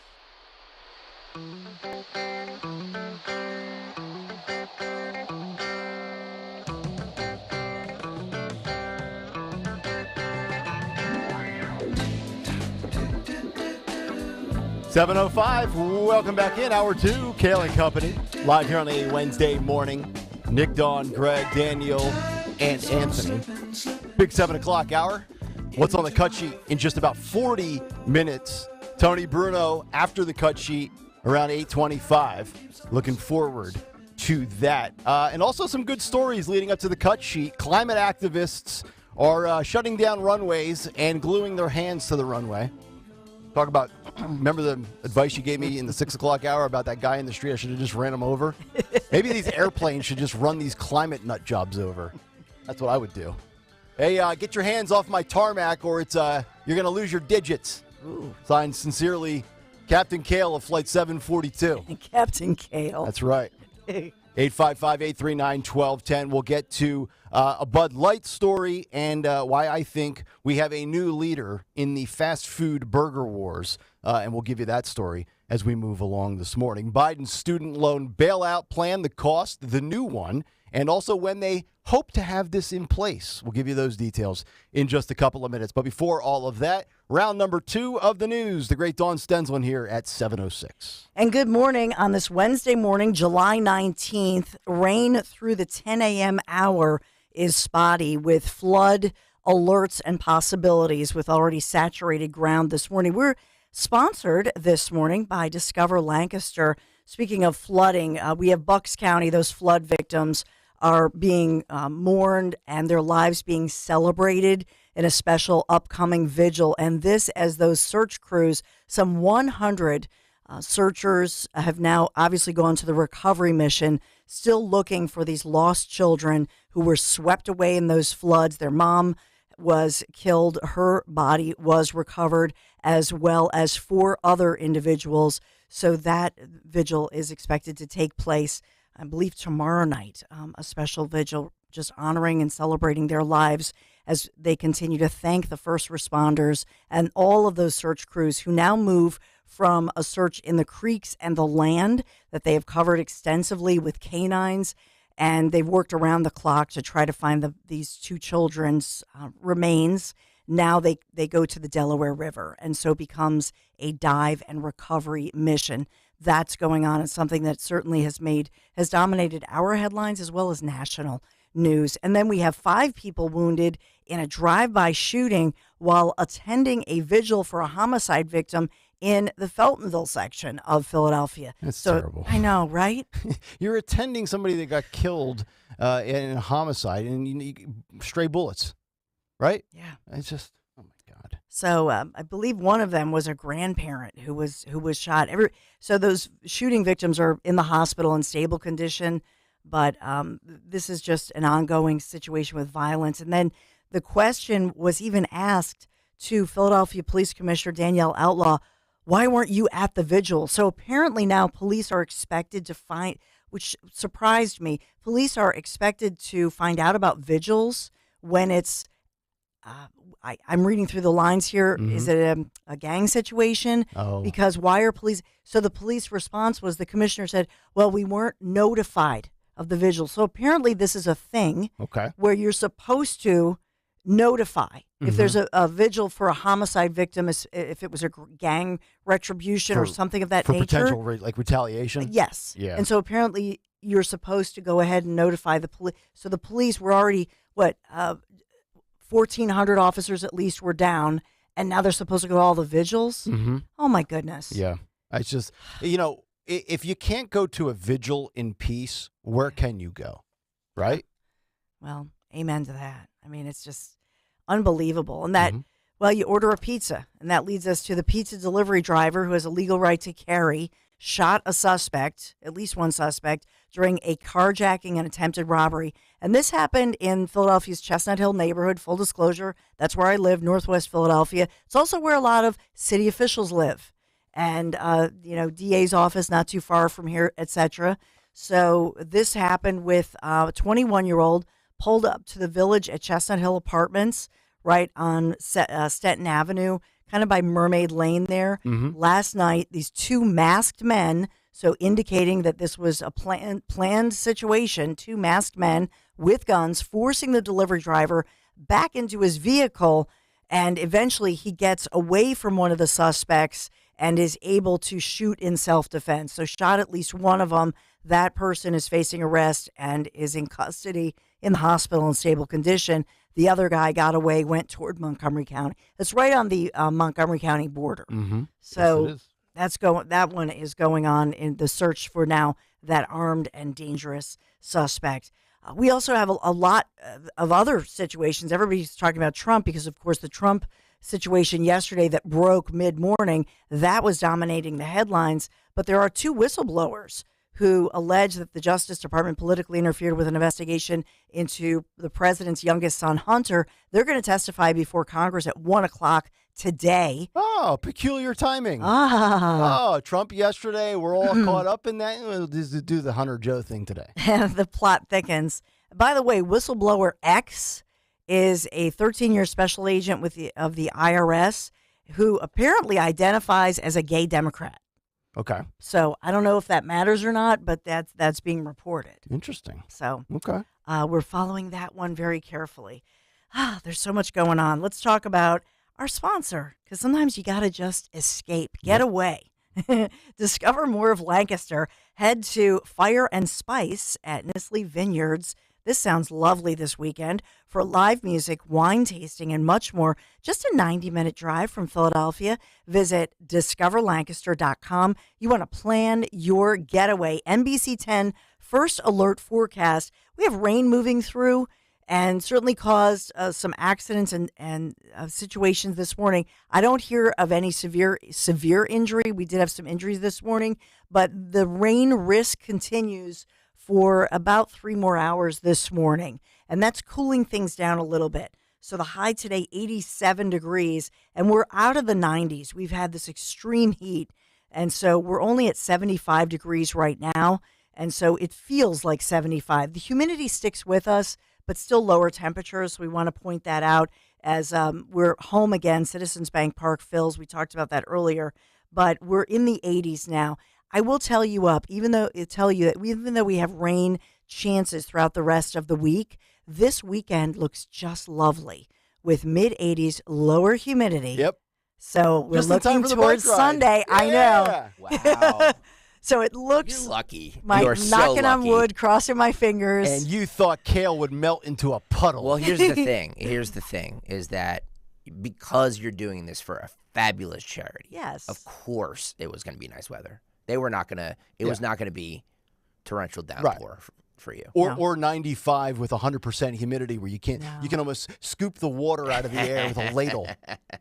So you're going to be fit and fine and beautiful weather. Woohoo! My keister's going to be taking a thumping. But you're back in the bad. You know, he's back in the badge. This is all for families of the fallen. By the way, breaking news.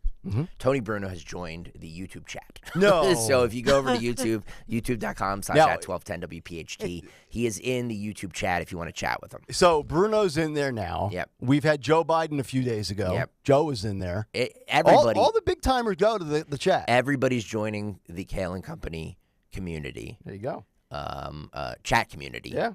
Comment community, whatever we're calling it. YouTube.com/@1210WPHT. Please hit the subscribe button. If you're watching right now, hit the like button. Smash that like button. I want to get up to 100 likes. We're only at 41 right now, which maybe means we're not doing a good show today, although I disagree. Well, I mean, I had dust in my throat for the first 17 minutes of the show. That didn't help. By the way, nobody would have known it. Really? No, you Okay. You rode that button like a pro. That little cough button. Yeah, I've been no one would have known. Doing a lot of riding lately. Yeah, bikes, buttons. Yeah. Yeah. Getting fit and fine. I need a I tell you what, I haven't had a cocktail in 5 days. See? How about that? Let me good just for you. In 5 days? Wow. That's Are you lower going through- inflammation. Are you going through withdrawal? No, I'm just trying to get it all that crap. I haven't even eaten pizza in 2 weeks. This is all for the bike ride.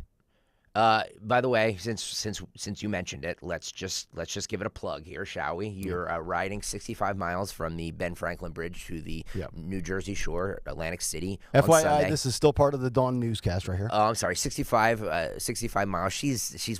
I'm done. She's done. Me. Did you read your sponsor? I did. Discover Lancaster. That's all soccer cares about. Love Discover Lancaster. We do. Yeah, we love Discover Lancaster. Lancaster. Lancaster. Like Kiss. We're sitting right now at $12,576. Yep. We want to get to 15,000 by when did we say? Sunday. Sunday. So right now, if somebody can make a $14 donation to the Families Behind the Badge Children's Foundation, so we can get it up to $12,600. That would be fabulous. Just go to GregStockerSucks.com. GregStockerSucks.com. All the money goes to the Families Behind the Badge Children's Foundation. Exactly. All right, that'll do it. And Dawn, you are good with the news, right? We're all good. All right, we're all good. We're good. As they said back in the day, we're all good in the hood. All right, Did you release a picture of yourself in your bike shorts? I have. No, and that will not be coming out. There's by some. the way. If that comes out, that's a deep fake AI move by somebody. I don't know. There are some women who've been asking me, like, I thought you were going to release that photo. Can't do it. Sorry. I'm a man of traditional values. You're going to stuff a sock down there? Roll of quarters. Sorry, I had to go to the bank and make a deposit. A big paycheck. Oh, God. Speaking of banks and deposits, how about this one? Last story of the day on Joe Biden. And thank God. Yeah, thank God, right? We try to get through all the heavier stuff in the first hour and 15 of the show usually, because usually it's the big news that we start with, because that's the way you should do it, I think. But the Biden student loan bailout plan is going to cost, and you're probably like, wait a minute, didn't this just get shot down by a federal judge? And yeah, so just some new details about what this administration is still trying to do, because they've really dug in on this. But the New York Post headline, Biden's student loan bailout plan to cost $475 billion over the next decade. If you do the math, it's about $47.5 billion per year. It's roughly $45 billion more than the rejected plan. So, like, you know what's the old adage? If at first you don't succeed, try again. Well, the Bidens actually try to go for more when they get rejected. According to this report, President Biden's new income-driven repayment plan for student loans will cost $475 billion over 10 years. That according to the Penn-Wharton budget model. Tens of billions of dollars more than an earlier plan that the Supreme Court struck down last month. The Penn model estimates taxpayers will face $200 billion in costs due to payment reductions in the president's Saving on a Valuable Education SAVE plan, as a little more than half of the $1.64 trillion in outstanding loans will be covered. Another cool $275 billion in taxpayer costs will be attributable to payment reductions under the plan for $1 trillion in new student loans into the next decade. According to the model's estimate range, the cost of the IDR, which is income-driven repayment, that plan could be as low as $391 billion or as high as $559 billion. The president's SAVE plan is expected to go into effect July 1st of next year, 2024. So we got about 13 months until that gets shot down, and I believe it'll continue to get shot down because, as we played you the clip last week, Nancy Pelosi said back in 2021, the president does not have the authority without Congress to do something like this. But Joe Biden, remember, Biden tried to put it under like the Emergency Act with, the national emergency because of COVID. And now you've got, this IDR SAVE plan. And I thought this was a great quote. I'm going to give you the quote right here and then we'll tell you who it's from. Quote, "Make no mistake, Biden's newest student loan scheme only transfers the burden from those who willingly took out loans to Americans who never attended college, or like somebody like myself who already fulfilled their commitment to pay off their loans. Senator Bill Cassidy, Republican from Louisiana, who chairs the Senate Health, Education, Labor, and Pension Committee, said in a statement, calling the income-driven repayment rule irresponsible and unfair. And we know that Biden is incredibly irresponsible when it comes to just all of the spending that he has done during this first term. And you're darn right, it's completely unfair. And to me, this just comes back to my initial gripe when we were talking about this the first time around, and even after it got shut down by the Supreme Court. As Tim Scott said in his ad campaign that we played for you, take out a loan, you pay it back. This is, again, another thing that I think, and keep in mind, look at the when it would go into effect date, July 1st, 2024. What's coming up about 4 months from then? Oh, another election.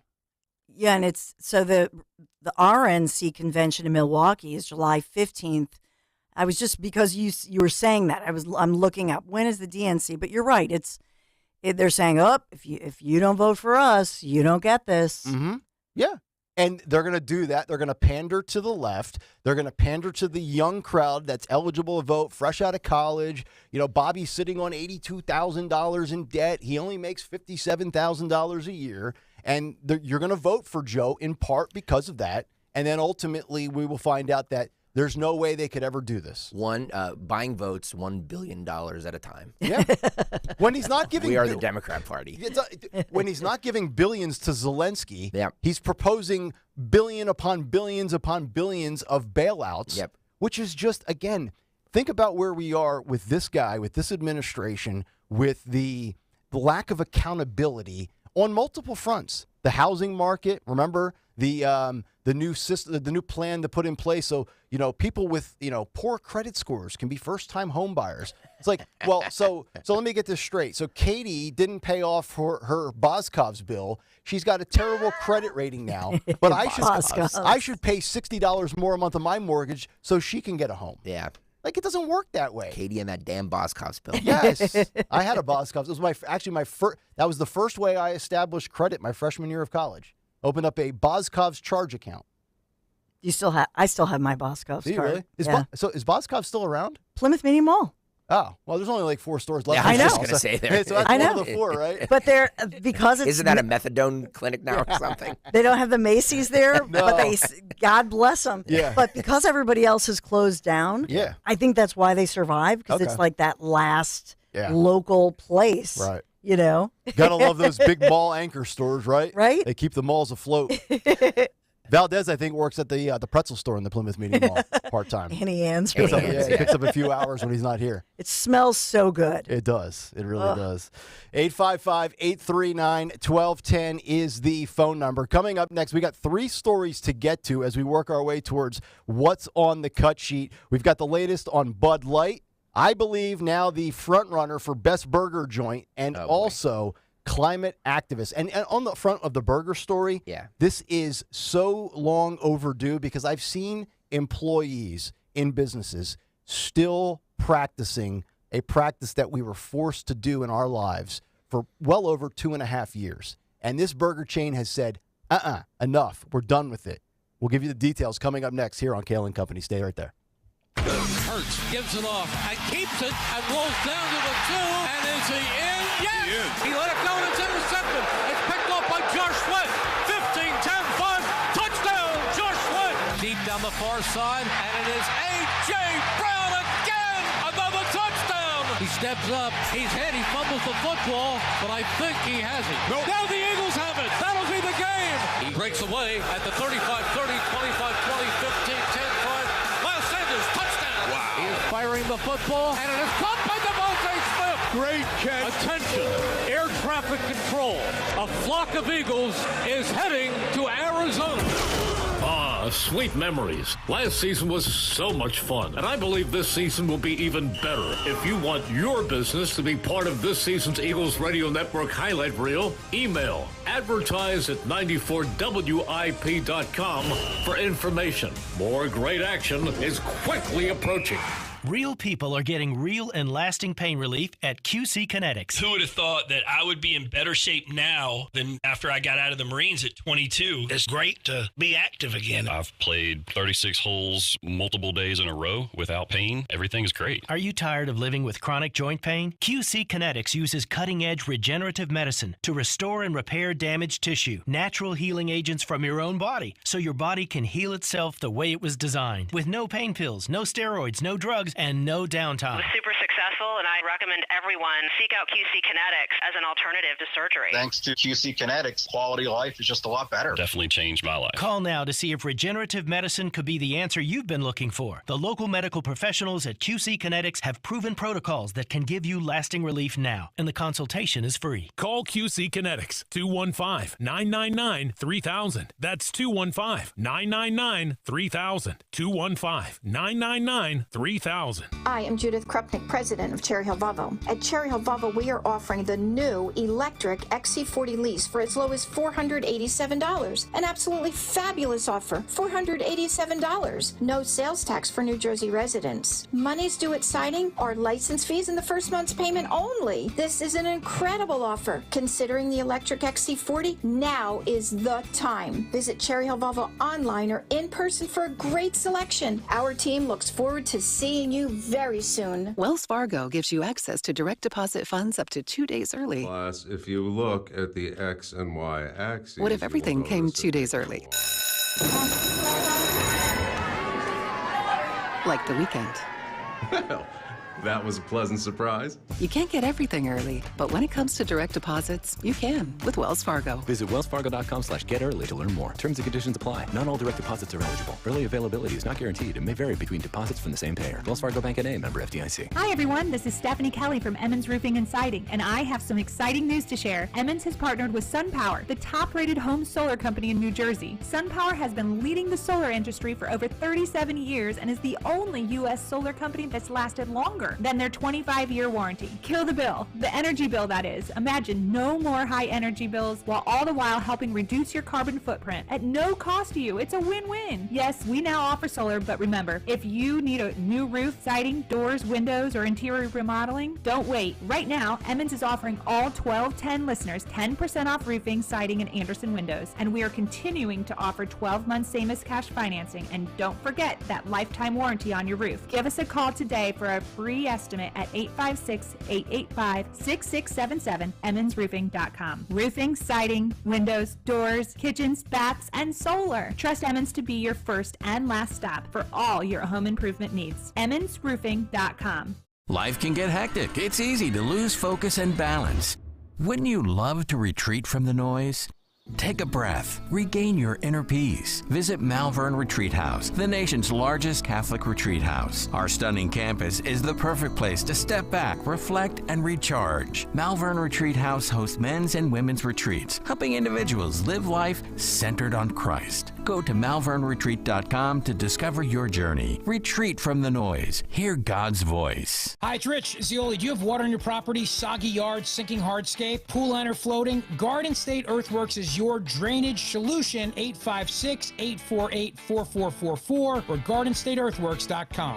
Virtua Health is here for you, all of you. Here for the run-of-the-mills, the out-of-the-blues. Here for everything in between. And with our Rowan University partnership, we're here, rethinking the way academic medicine feels. Welcome to a more convenient, smarter healthcare experience. And that's more good for everyone. Find a Virtua physician or location near you at virtua.org. Virtua Health, now more than ever, here for good.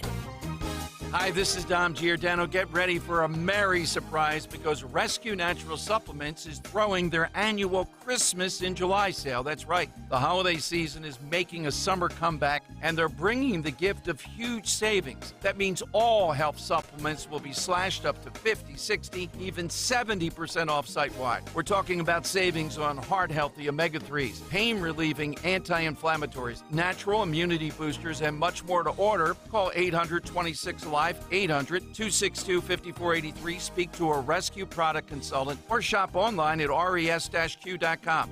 res-q.com.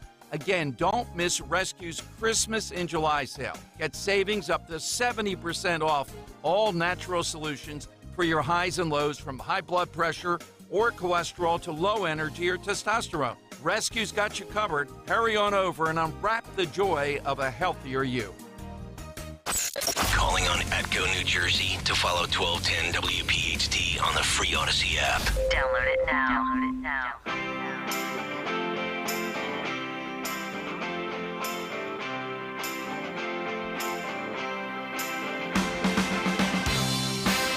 7:29, Kayal and Company, working our way towards what's on the cut sheet in just about 15 minutes.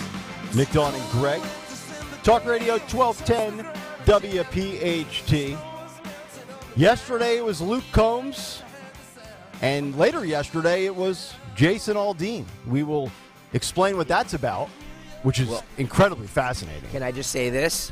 Mm-hmm. What CMT won't play, Kayal and Company will. You're damn right. And we will do it at 7:45. Yeah. And if you're watching on YouTube, we will play the video along with it. Yeah. And, you know, the reality is this, here on Kayal and Company with Stenslin, Stalker, and myself, if we wanted to be the number one sports show in the city, we could. No boy. If we wanted to be the number one country music station or country music show, country music morning show, we could. Yeah. But we're content to do what we do. So all of you out there, be grateful that you have your platform still. Because if we wanted it, it would be ours. Ooh. That's right. Feel good today. 7:45, the Jason Aldean video. We will play it for those listening on the radio. You'll hear it. And for those watching on YouTube, we will play the video. Correct. Hopefully we will get some sort of copyright infringement. Hey, speaking of that, the video for YouTube stayed up yesterday. It stayed up, yeah. I guess YouTube was asleep at the wheel. Well, no, I think that was our good, that was the good producer, Daniel Valdez, who kept us going. Okay. Because he disputes all of these, and then he puts them back up there. So. Yes. And Valdez also saying just a moment ago in our chat that Greg Stalker, he wants you to know that he's the fountain diver at the mall. Oh, yeah. Where you throw the pennies in. Yeah. Which, you know, I remember, you know, back when the economy was good, when I was a kid, you would throw a couple of pennies or a nickel or a dime in the wishing well at the mall and the fountain. Nowadays, with inflation and Bidenomics, you better hang on to those pennies. Well, Ford350 on Twitter says there are 50 Boscov stores in the United States as of July 5th, 2023. The state with the most number of Boscov's locations in the U.S., Pennsylvania, with 26 stores, which is about 52% of the Boscov stores in the U.S. on July 5th, 2023. So all your Boscov's news coming right from here. That's right. From 1210 WPHT and That's the Odyssey correct. app. Ford F-350, our Boscov's correspondent. Thank you. I mean, when Pennsylvania keeping Boscov's afloat. We are. There's a Boscov's in my hometown of Easton, in the old little Palmer Park Mall. Yeah. So there you go. MAGA Man checks in. He says, if Greg will go shirtless on YouTube, I'll donate the $14. 14. Yeah, Greg was pandering for 14. Is that all I'm worth? $14? Hey. How much will you donate MAGA Man if he puts the bag back on his head? That's a better look, personally. He may be easy, but he's not cheap. Thank you, baby. Right. Yeah, I'm not cheap. Exactly. $100. No, we need. If you donate the, what does it take to get to 15,000? Whatever it is, that remaining balance, that's what it will take to get Stalker topless. Thank you. I think it's I think we're over 1,300. So I'm thinking it's about 7 or 13,000. I think it's like 1,700 to 15,000. So, sure. I think we're at like 13.2, 13.3. We're at 12.5. I'm way off. Samson, Swanson, I knew it started with an S. So we're a little 12,576. Thank you, Anthony. All right. So if anybody's got 2,500, Greg will go topless if you make that donation. Thank you. $2,500 will get me topless. Okay. All right. But we will not have you waxed in the studio. No. We'll save that for sports shows down the hallway. No, boy. On video. On video. 855-839-1210. Where on earth did they get that idea? I know. Cutting edge stuff there. All right, let's get back to some of the business here. So we know it's been bad for Bud Light. And, you know, you would figure going into 4th of July weekend when you're essentially giving away free beer, America free beer, that people would jump aboard. Like, okay, yeah, I've boycotted Bud Light long enough. They've learned their lesson. Free beer, I'm on a budget. You know, the burgers, the hot dogs, it's expensive to have a 10-person cookout these days. I'll take the free beer, even though I'm not crazy about Bud Light anymore. That's not the case.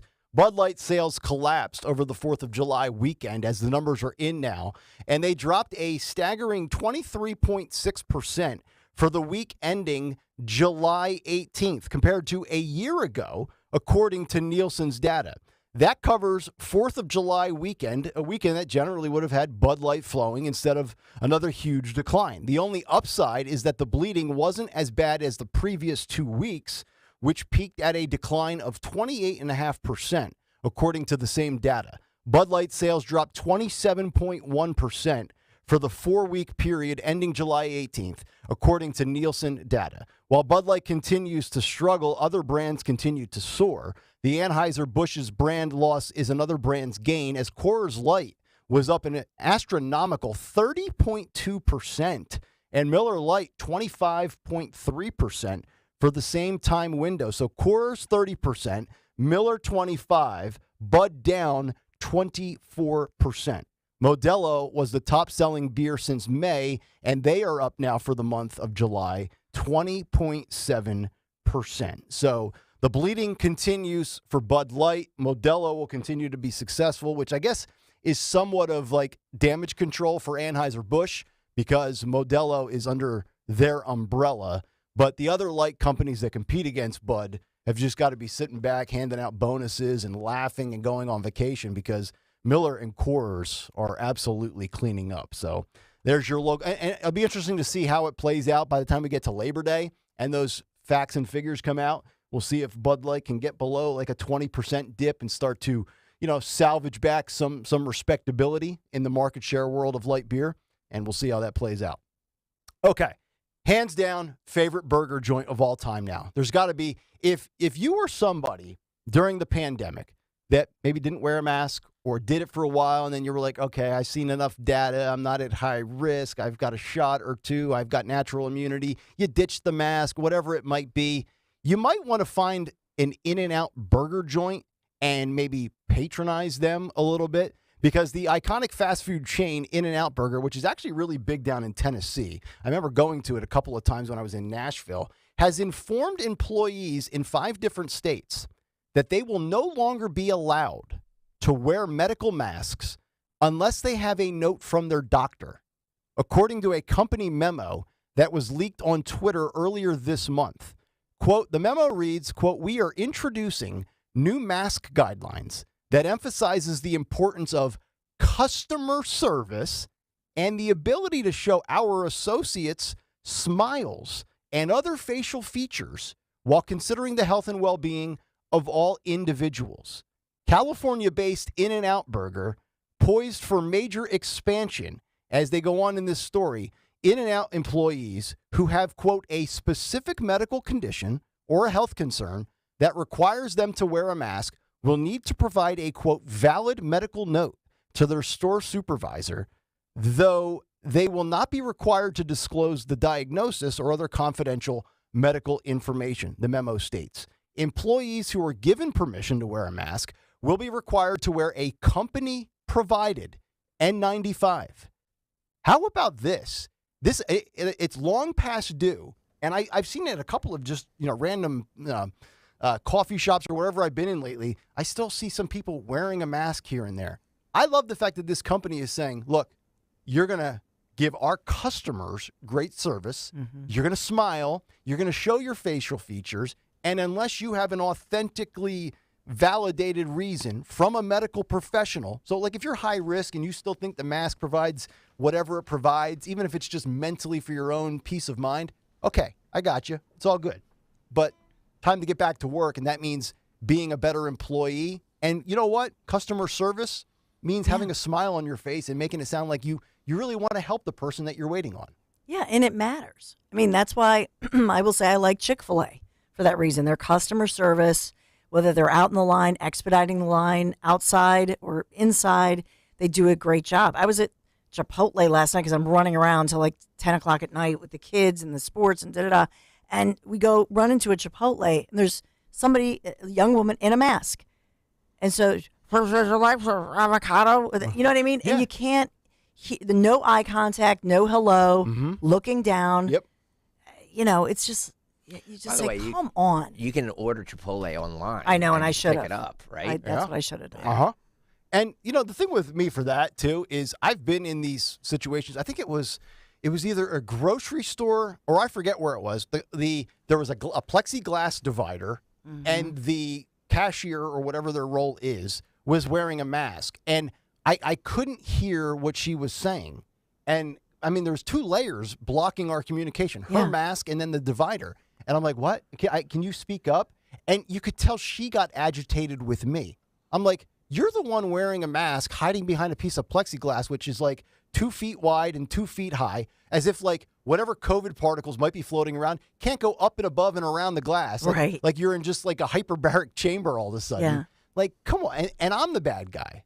Yeah, because it's like you are the customer, but you're doing them a favor. Yes. Somehow. Yes. It's like, no. This is your job, and the customer's always right. Mm-hmm. So if the customer can't understand the person, enunciate or something. Correct. And going even just beyond the mask component of this, when it comes to customer and being in the service industry, it's just, you ever notice how many times you ask somebody, like you're in a retail store, hey, do you have any more of these? Do you have any more mediums in the back? I don't see a medium out here. Or does this come in a size 12 or whatever? And they almost seem offended that you're making them actually do work. Yeah. Like, oh, I'm sorry. I didn't mean to interrupt you in your job. But they have a tip jar, and they all want a tip. Right. Richard writes in, there's no In-N-Out Burger locations in Tennessee until 2026. No, I'm sorry. Yes, correct. That was Whataburger. That's my fault. Okay. Yep. Yeah. Whataburger's really good. I don't know what their mask mandate is, but Whataburger's pretty good as well. Have you been to it? So the other day I was with some teenagers at KOP. It was like $20. I know they're big eaters, but to go to Five Guys or what was the other one? Popeyes. Mm-hmm. It was like $18 per kid. I know. It's funny you say that. I just spent $18 yesterday on the girls, Olivia Both and Mia. or each? No, total. For 3, not burgers and meals. We went to Rita's and got a gelati, and just like the regular size one, not the big one, right? Because my kids won't be able to finish anything more than a regular. It was like $18.79 for 3 regulars. And then, of course, on the screen there, on the new thing where you put your card in, and I love how they hand it out to you. Yes. Which really bothers me. Okay. and then they also wanted the tip as well. Yeah. So, look, I love Rita's. Well, my daughters have never had it because they've been in. So I took them last week when they were up here, and I took them again yesterday. And they can't get enough of the vanilla because they're vanilla custard. I don't know what they do, but it is the creamiest stuff you can ever have. Yeah, so good. Amazing. What is he laughing? Nothing, He's giggling. Just by the way, speaking of tips, being on vacation down at the shore, literally every place I went into for anything, if I purchased a shirt or a sweatshirt for my son, or I got a thing of fries, everything has a tip. I know. Thing. It's just and they look at you if you don't tip. Like literally, I just picked up fries from a place. It was like $6. Would you like 10, 15, 20, 25%? Oh, yeah, they give you the denominations and the percentages. Or skip. Yeah. And then you're like, boy, if I skip this, are they going to look at me? Are they going to spit in my food? Are they going to, you know what I mean? And then it's, do you want the receipt printed? Do you want it texted? No receipt? It's like, this is where I just got to get back to cash. I get it. A lot of these short towns, there's kids working there. It's their summer jobs. I understand that. But now tipping is every. I know. You have to tip for takeout. everywhere. Yes. For takeout. For takeout. You handed me my food. Yeah. I also saw a story yesterday that now some restaurants that have live music and entertainment, when you get your tab and your bill, there's this one place was charging every single customer. There was an additional 8% gratuity already included for the live music performance. Yeah. Robert Schwartz says we are a country of beggars. I agree with that. I agree with that. Yeah. Look, I deliver pizzas. I said that earlier. I worked for tips, but my hourly wage was like $4 an hour or something. Like it was below the minimum because they knew I was going to make double that, triple that, doing in tips. So okay, if they're making $4 an hour, $5 an hour, then yes, we should tip them if it's a consumer type thing. But just to hand me, like Dawn said, just to hand you a bag, say here's your takeout. I'm supposed to give you $8 for that? So now revert back to the conversation where Nick Kayal was saying by next July, and talking about student loan debt. Yep. You're the way that people are being coddled and especially the younger, what is it, Gen Z or I forget the Gen Z. The way that they're being coddled is, well, you are owed. Not that you should earn something. Yep. You're owed this. Mm-hmm. So the attitude is I can sit there in a mask and mumble through my job, Yep. but you owe me. Yep. And it's like disdain for you if you don't give me. It's not just like $1. If you put $1 in the tip jar, they're like, huh. Yeah. They want you to look on the screen, pay by card, and give them at least 20% for takeout. And my rule on tipping is I'm all for tipping. I tip for good service. I'll even tip for average service. But just don't put the onus on me and basically tell me that, by the way, it's tip time. Yeah. Like, you owe. You earn that, right? Yeah. And you'll get it. 855-839-1210, the phone number. Ed is in Delran, and he's got some thoughts on burger joints and masking. What's going on, Ed? Hey, good morning, everybody. Good morning, Eddie. I'll tell you this. When the pandemic first started, I thought it was the most stupidest thing. I said, what are we becoming, communist China here? And I'd go into places, and they'd say, sir, you don't have a mask. You got to get out of here. And I was getting thrown out of everywhere I went. Mm-hmm. Yep. And and then in the governor's order and Meathead's order there, it said that if you had a medical thing where you couldn't breathe, and I have very bad diabetic neuropathy, and I would say, hey, I got a medical issue. I can't wear a mask because I have trouble walking with my neuropathy. And I says, and then some people would start to argue with me like I was making it up. Mm-hmm. Yep. And you were the bad my guy. God, it was such a nightmare. Yep. I lived the nightmare. Yep. When you'd go out to a restaurant, here's another good one. You could take that mask off to eat, but if you got up to pay the bill or go to the men's room, they said, Pulitzer, you don't got a mask on. And they complained to the owner. And the owner would say, if you keep doing that, I'm going to have to tell you not to come in. Yep. No, you're spot on, Ed. It was so unbelievable. I agree. We're going to look back on these couple of years. Like down the road, there's going to be revisionist history, which has already started. And we're also going to have that stretch of, and I don't know that they'll ever teach all of it in a school, but, it'll end up in history books if you want to buy it at a local store or whatever. And we're going to look back on this time and realize just how ridiculous this whole thing was. The measures that we're taking, what you were told to do or forced to do, beyond the obvious stuff would be like death counts and stuff like that. I disagree with you. I think that we're going to completely forget the mistakes we made, and when this happens again, we'll make them all over again. Oh, the leaders will. Yeah, they'll implement the same stuff that doesn't work. I think the people will push back for the most part, except for the sheep. But that's why it's important, because as far as elections, those who win write the history, control that somewhat. Yep. And so the losers in a big election, etc., then you lose as well in history, because they control the narrative, they control the school books, the history books, etc. Mm-hmm. I agree. 7:47. We have an epic edition lined up for What's on the Cut Sheet. What's on the Cut Sheet? What's on the cut sheet on this Wednesday? A little better. Wednesday, a little better. A little double dip there from Stalker. Is brought to you by our good friends at Cherry Hill Volvo. Have you checked out Cherry Hill Volvo yet? What are you waiting for? Right there on Route 70 in Cherry Hill. If you're driving past there right now, or you're about to, give them a little honk. Stop in. Say hi. Tell them you heard about it from Kayal & Company, WPHT. Right now, they're offering rebates and bonuses of up to $14,833 to lease a new Recharge XC40 and C40. Now is the time to visit Cherry Hill Volvo, because relationships matter at Cherry Hill Volvo. All right, we're going to do this, folks and folkettes.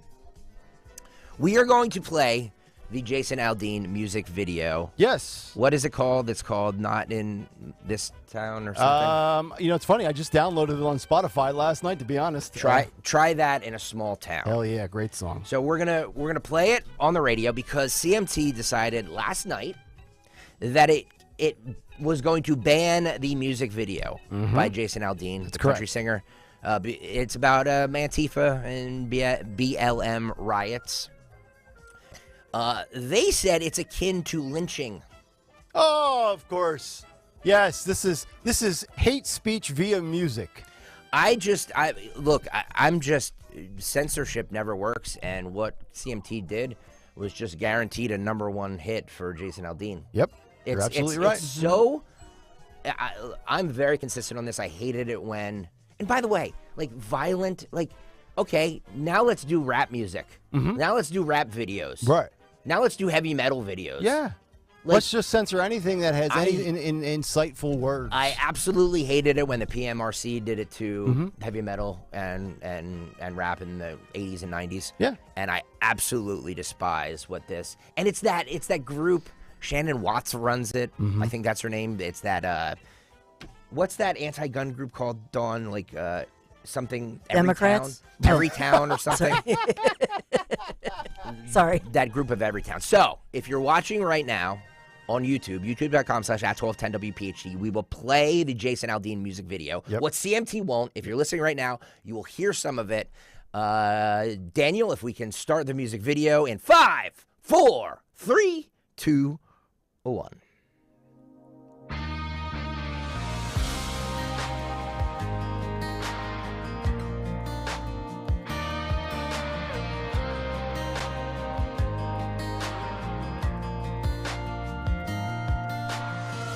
Sucker punch somebody on a sidewalk, carjacking old lady at a red light, pull a gun on the owner of a liquor store.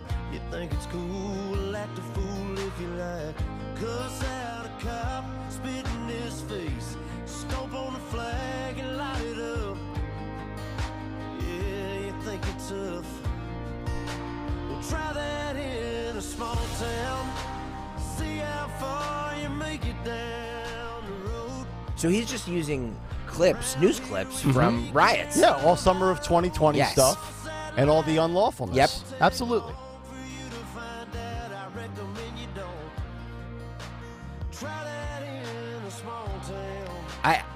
It just baffles my mind why somebody would find this offensive. It's because the left woke up today. They wake up offended. He's singing about guns. Yep. He's mentioning the gun word.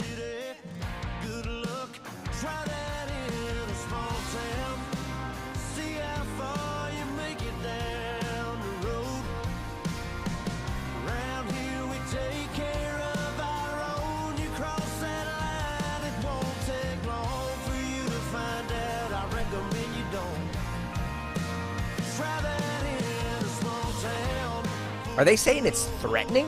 Yeah. And they're also showing videos of people doing the looting and the smashing and grabbing through the glass display cases and things like that. I absolutely love the song. I'm a big Jason Aldean fan. I've seen him at college football games in the South. Really cool guy. I just love how it's another big name who's come out and said, you know what? I've had it with the disrespect that's going on in this world that we live in. You will not disrespect the flag. You will not mug an older lady. You will not jack somebody for a car. You will not do anything that Dawn reports at 6:05 or 7:05 in the news here in Philadelphia, and that this is not going to fly. And this kind of goes in line with what we talked about yesterday with the Abington police chief and Camden and the county commissioner. Hey, Philly, get your act together. Your crime is spilling over into our cities. And they've come to help. It's what this community and a lot of our communities stand for. Somebody needs some help, you'll get it.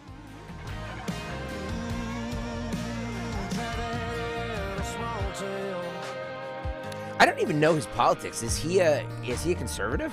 I would imagine, but then again, so many of these country music artists in Nashville are actually very liberal or progressive. My guess is he's conservative, but it really shouldn't matter. Like this should not be a right versus left thing. This is a right versus wrong thing. Agreed. And somehow, some way, it's, we hear the word all the time. It's become weaponized.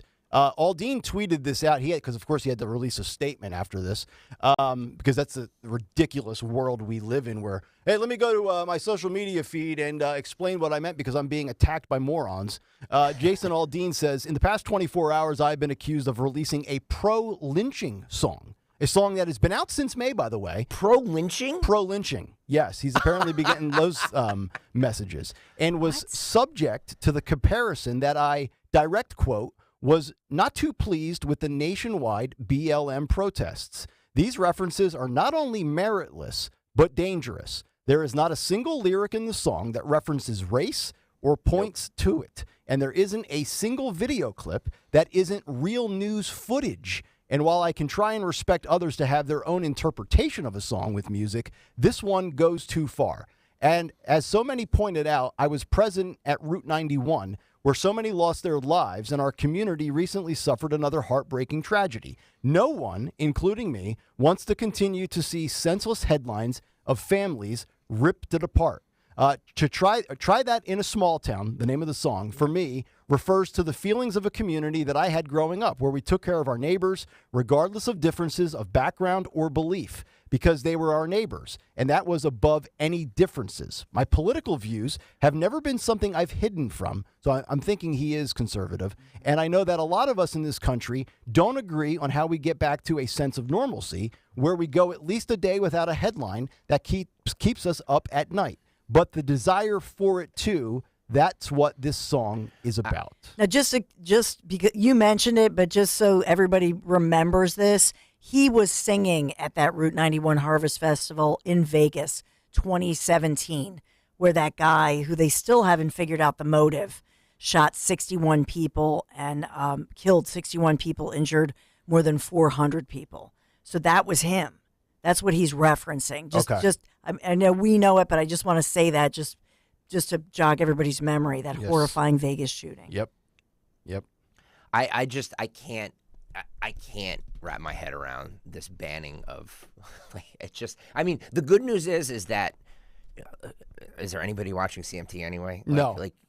No. This isn't the 80s and 90s when everybody got their music from MTV and There's no, all that stuff, CMT, MTV, and VH1, they don't even play videos anymore, right? Like, that's, to your point, that ended like 23 years ago. Yeah. But think about the words. This is, in other words, cuss out a cop, spit in his face, stomp on the flag.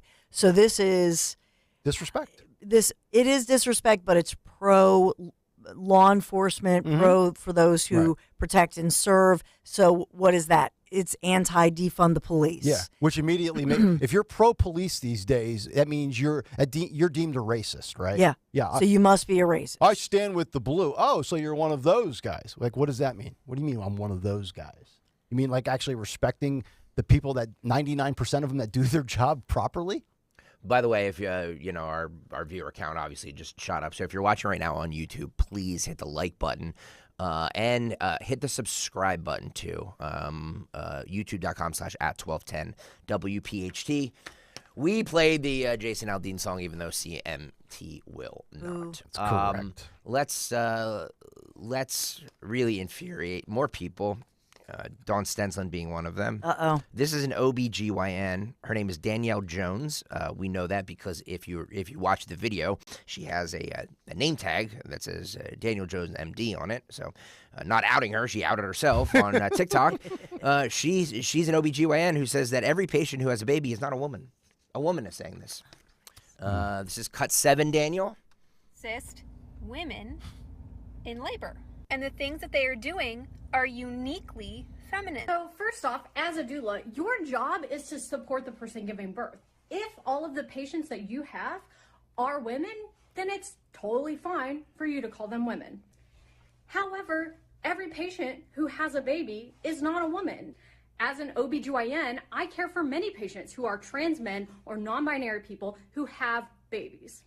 The point of inclusive language is not to misgender someone who is a woman or is a mother. It's to appropriately include, especially in educations on large platforms like TikTok, anyone who might need the information. So how dare you, during Pride Month, come on this app, which is very inclusive of LGBTQ+ communities, and say that nobody who gives birth can be a man or a non-binary person. Just because you don't care for these people or you don't want to care for these people does not mean that they don't exist, and you don't get to choose what they are called. They do. Oh. Do better. And as a doctor, but you get to pick and choose which science you adhere to? Dr. Danielle Jones, MD, OBGYN. And by the way, in the beginning there, Did you hear the first word that came out of her mouth? I think she meant to say cis, C-I-S. It sounded like she said cyst. Can we hear just the first word again? I just want to hear if I heard The cyst. things that they are doing are uniquely feminine. So first off, as a doula, your job is to support the person giving birth. Nope, all the way to all the of the- beginning. They assist. Yeah, right there. Well, no. That is she's responding to. You're not watching, so you can't see this, but she's responding to somebody who's saying that OBGYN's job is to assist women. Oh, A-S-S-I-S-T assist. Yes, it's, okay. It's cut off in the beginning. I thought she said like cyst. She like was the- she was responding to a woman who basically said that, like, the OBGYN's job is to assist women, and the OBGYN says, how dare you assume that everybody that I see is a woman?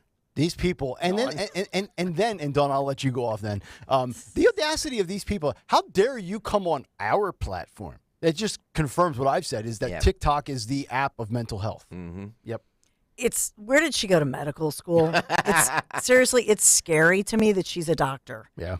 Because and there's a difference between, I guess, if you're a doctor and somebody says, I identify as, Joe, a guy, but these people, no matter how they identify, they have a vagina and they have a uterus if they're giving birth. Mhm. There it is. Right. So if she's saying, well, be respectful, I'm respectful to my patient. If I'll call them what they want me to call them. Mm-hmm.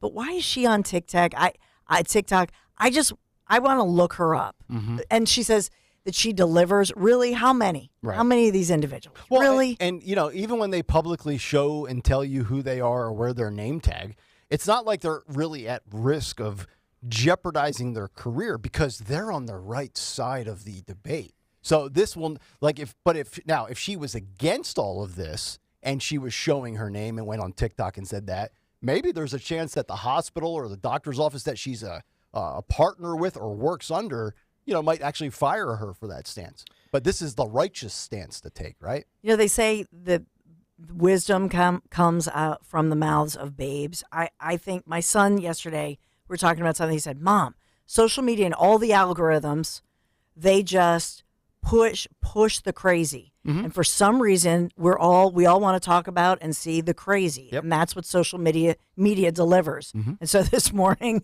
when you put this up, I mean, maybe it's our fault because we talk about the crazy, we look at but it just feels like they're shoving this down our throats and our kids' throats and schools, and you hear more and more about this. And so we have to just start calling it out. I don't know what the deal is with this so-called doctor. Mm-hmm. And she claims that she's delivered all these babies from men. Really? Where? Yeah. I just love the fact that you and your son are talking about algorithms on the way to practice. Yeah, right? Yeah. Some deep conversations we do. In the minivan. We had this big conversation. I know, in the Piazza minivan driving to, and he got into this, but he agreed with you about dismantling the FBI. He agreed with me? Yeah. Oh. Yeah. Well, he's on the right track then. Yeah. He said, go back, look up Ruby Ridge. We got on this Ruby Ridge. We're talking, it was like this deep. I thought, wow, this is my teenage kid. I probably shouldn't out him. Your kids listen to Kayal and Company? Is he watching the Waco stuff that's happening? Is that why he knows Ruby Ridge? Apparently. Yeah. So they look everything up. And then he goes back. He goes, look at Eisenhower, his farewell speech. Look it up. It's in the archives. I'm like, oh my gosh. Daniel Valdez chimed in and said Texas Tech and Texas A&M is where she graduated. Okay. This doctor. All right. Okay. Good schools. Thank you for looking that up. Yep. It's different. I will say any doctor, I think, would be respectful. Mm-hmm. If you say, I know when I started out as your patient, I was Joanne, now I'm Joe, and I identify as a man, I think any doctor is going to say, well, I'll call you whatever you want. If you want to identify, that's polite. Yeah. But why? I don't know why she has to go and speak about this. Right. Isn't it kind of bizarre to me? It is an odd trend that we're seeing not only teachers, but also now doctors going to social media and, spewing their ideologies where, I don't know, it just seems like I thought, and I guess we've always had these opinions. You just didn't have really the platform to share them. But, back in the day, I don't think there would have been doctors coming out and, advocating for X, Y, and Z on MySpace or whatever we were, using, 15, 20 years ago. Like it's not in the job description for the teacher or the doctor to jump on TikTok and go on like one of these tangents like some of these other people that do it as they're sitting cross-legged on their bed. Yes. Right? Well put. And that's just it. Her energy, if we want to evaluate her, she's not saying, I'm a loving doctor, I'm a loving OBGYN, I support all of my patients. That's not what she's saying. She's not saying be kind to all and be respectful. There's this little snarky lecture tone. Like, you will do this, and that's the difference to me. By the way, her website, good research here, Daniel. Her website is mamadrjones.com. So she even admits that she's a mama. No. Oh. Okay. Isn't that interesting? Yeah. She says that not only women can give birth, but yet her website is mamadrjones.com. Mamadrjones.com. I don't know. And so is she trying to create a big name for herself? And that's what she's, I think, all of these people want to create a name for themselves and go on to have whatever. Be the next Joe Rogan. Mm-hmm. She wants to be the Joe Rogan, Dr. Jones. Everybody has a podcast. Yes, right? And so she wants to, and basically, maybe it's just that she's smart and she wants to monetize all of this and go for a certain market. Yeah. By the way, I was just updated. We are 84 subscriptions away from 4,000.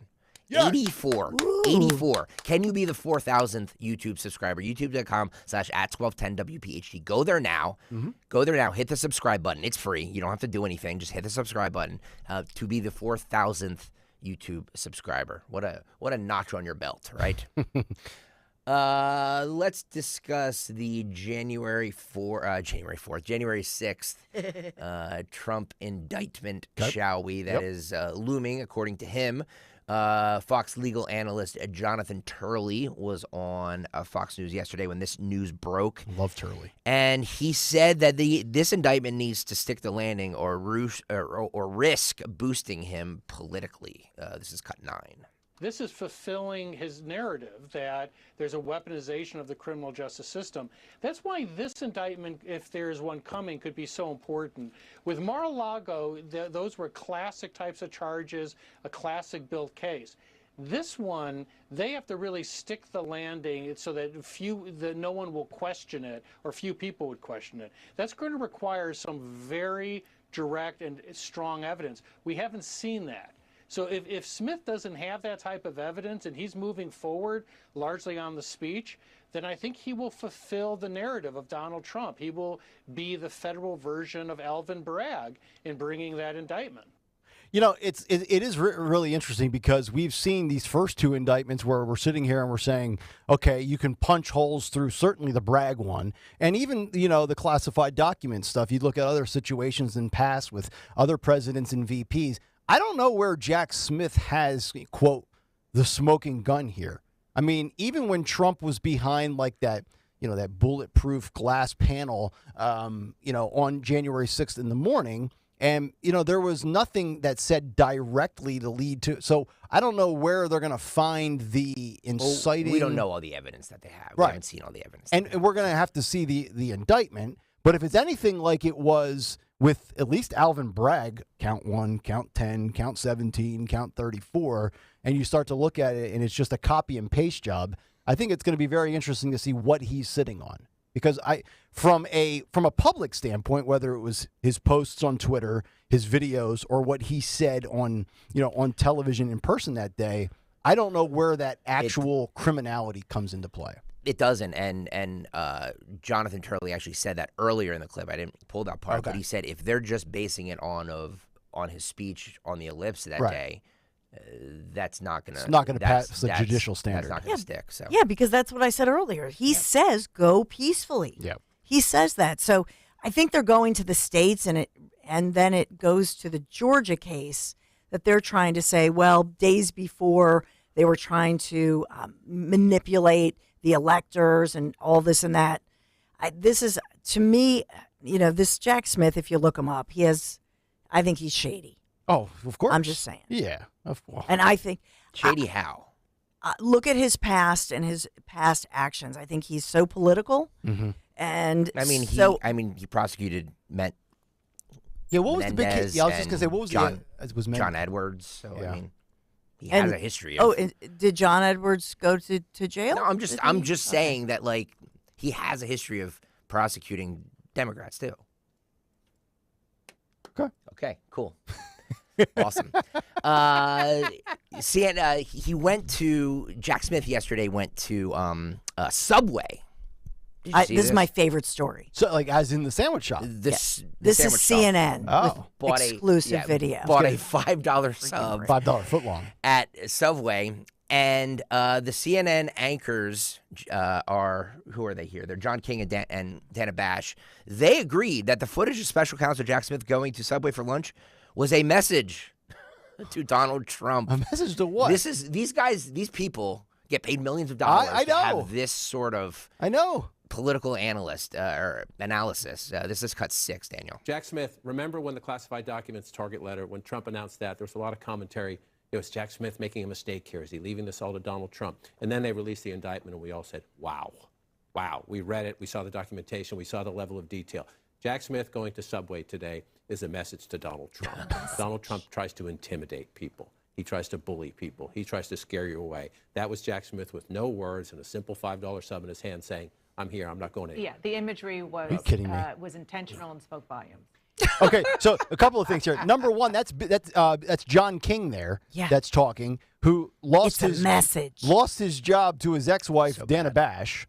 Remember, Dana Bash took his time slot. So I'm sure that goes over well for the divorced couple. Well, Dana Bash was the other person who said it. Yeah, I know. And so, I mean, like John King is a relatively straight shooter news guy. Does all the voting stuff on the big board on election nights. He's relatively good in that role. But the other observation, especially if you're watching, they had a panel of 7 people on set there. 7 people. They love to go to this big round table every time Donald Trump takes a dump. It is no wonder why. Like, you can't go like it. Like, this was not the official indictment. This is not his first indictment. This is hey guys, if I'm running CNN, hey, we're gonna go 7-person roundtable today. Trump just posted on Truth that he expects to be indicted. Bring out the big guns. Is Abby Phillips on the schedule today? What are we paying her? Yeah, get her in here for an hour. What an embarrassing I think the network. symbol is, remember the fake tuna? Like we could say like fake tuna, where's the beef? Yes. In the case that if we're going to say it's symbolic. Yeah. But what, to your point, what a joke. Well- These people, these pundits, and this is why CNN stinks. Yeah. This is their idea of good punditry. And this also goes. Just This is the also a worst. knock against Jack Smith's credibility. He's going to Subway. Like, dude, go get a nice sub at a nice Hoagie Day. Don't they Italian have deli. Wawa? Don't they have Yeah. Wawa in DC? Go to Wawa or a local mom and pop shop where you get some good gabagool. By the way, I'm not gonna comment any further, but I'm just gonna say on the YouTube chat, ipso facto, you are correct. Kipper82, you are wrong. That's all I'm saying. Let's go on here. Let's go to the chat. Ron DeSantis was on with Jake Tapper. Did you guys see any of this? Here, truth be told, I DVR'd it because I was with my girls, but I came back and I fast forwarded through it, and it was only really two portions that I watched. It was kind of boring. And yeah, because they did like one segment with him on Trump, and then they went to like the normal show and had another reporter on, and then they went back to another portion of it. It was not like an uninterrupted sit down. It was all it was patched together. It was just terrible.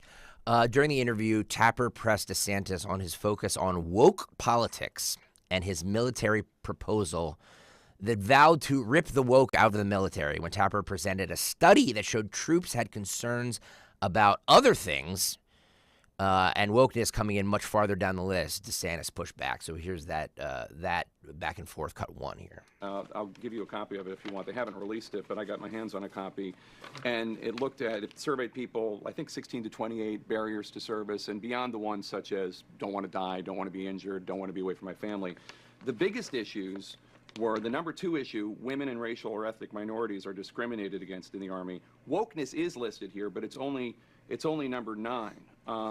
So that would suggest that wokeness is not as big. Well, but I think there's an issue about, like, not everyone really knows what wokeness is. I mean, I've defined it, but a lot of people who rail against wokeness can't even define it. And so I think it's a sense of, this is not something that's holding true to the core martial values that make the military unique. And I can tell you, the veterans, you don't have to look far and wide. Go to a VFW hall, go to an American Legion. There's huge amount of concern about the direction that the military is going with all this. And here's the thing, things like DEI and all that stuff, it hasn't worked in other aspects of society. It very well may be on the constitutional chopping block in light of the Supreme Court's decision on racial discrimination in higher education. And so it's not a model that I think is going to be successful in the military. And so we're going to do what has been successful in the past, and I think you're going to see better recruiting as a result. So the Pentagon says that they do try to achieve diversity in recruiting, but not when it comes to promotions. That's all merit-based. Well, I mean, I think that we have seen standards watered down in different situations. I think that that's probably not accurate. Obviously, they're going to say they're doing a good job. I mean, we get that. That's going to be their thing, but I don't think that that's in tune with reality. Okay, so a couple of things here. First of all, anything that is woke usually fails, and anytime somebody or anybody, as from an institutional standpoint, uses DEI, it typically does not work out well for them. But here's where I would advise Ron DeSantis. And Ron, if you are listening, I am available as a consultant. My fees are exorbitant, but you know what? I think it's worth it. Yes, we understand what you're saying, and it's true. All the stuff that you're talking about always seems to self-destruct for the left when they try to implement this wokeness. But I think you need to abandon ship on that word. Because I think when people hear that word now, especially from you, Ron DeSantis, who we're talking about in this context here, people, me included, my eyes glaze over. Like, I'm so tired of hearing the word woke. Enough. Yes, you're fighting culture wars. I think it's a part of the battle for your platform. It's kind of what has separated you and differentiated you from other candidates. But if I could advise him, just get away from that word. It's too redundant, and it's just, you know what? It's almost corny now. There's a cheesiness to it where like I'm tired of hearing it in excess. I know what you're about. I'm against it as well. You just don't need to hear the word all the time. Agreed. He also, you brought this up earlier that this was taped earlier, but the news of the Jack Smith special counsel indictment came down, so he wanted to get his reaction on it. And this was Tapper questioning DeSantis about the indictment of Donald Trump. Ask about the breaking news today. Sure. Your chief competitor, the front runner right now, Donald Trump, says he was informed that he is the target of special counsel Jack Smith's investigation into efforts to overturn the results of the 2020 election, and Mr. Trump has until Thursday to report to the grand jury. If Jack Smith has evidence of criminality, should Donald Trump be held accountable? So here's the problem. This country is going down the road of criminalizing political differences, and I think that's wrong. Alvin Bragg stretched a statute in Manhattan to be able to try to target Donald Trump. Most people, even people on the left, acknowledge if that wasn't Trump, that case would not have likely been brought against a normal civilian. And so you have a situation where the Department of Justice, FBI, have been weaponized against people they don't like. And the number one example of that happened to be against Donald Trump with the Russia collusion. That was not a legitimate investigation. That was being done to try to drive Trump out of office. And so what I've said as president, my job is to restore a single standard of justice, to end weaponization of these agencies. We're going to have a new FBI director on day one. We're going to have big changes at the Department of Justice.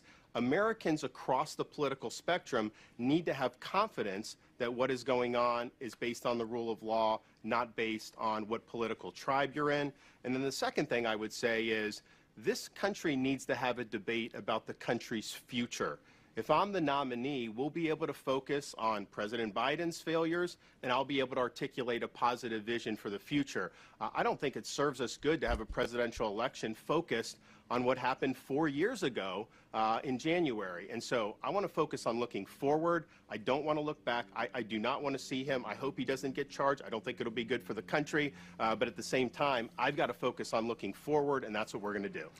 So, a couple of things with this. That was a really long-winded dance-around job by DeSantis. Clearly was prepared for that question and rehearsed what he was going to say.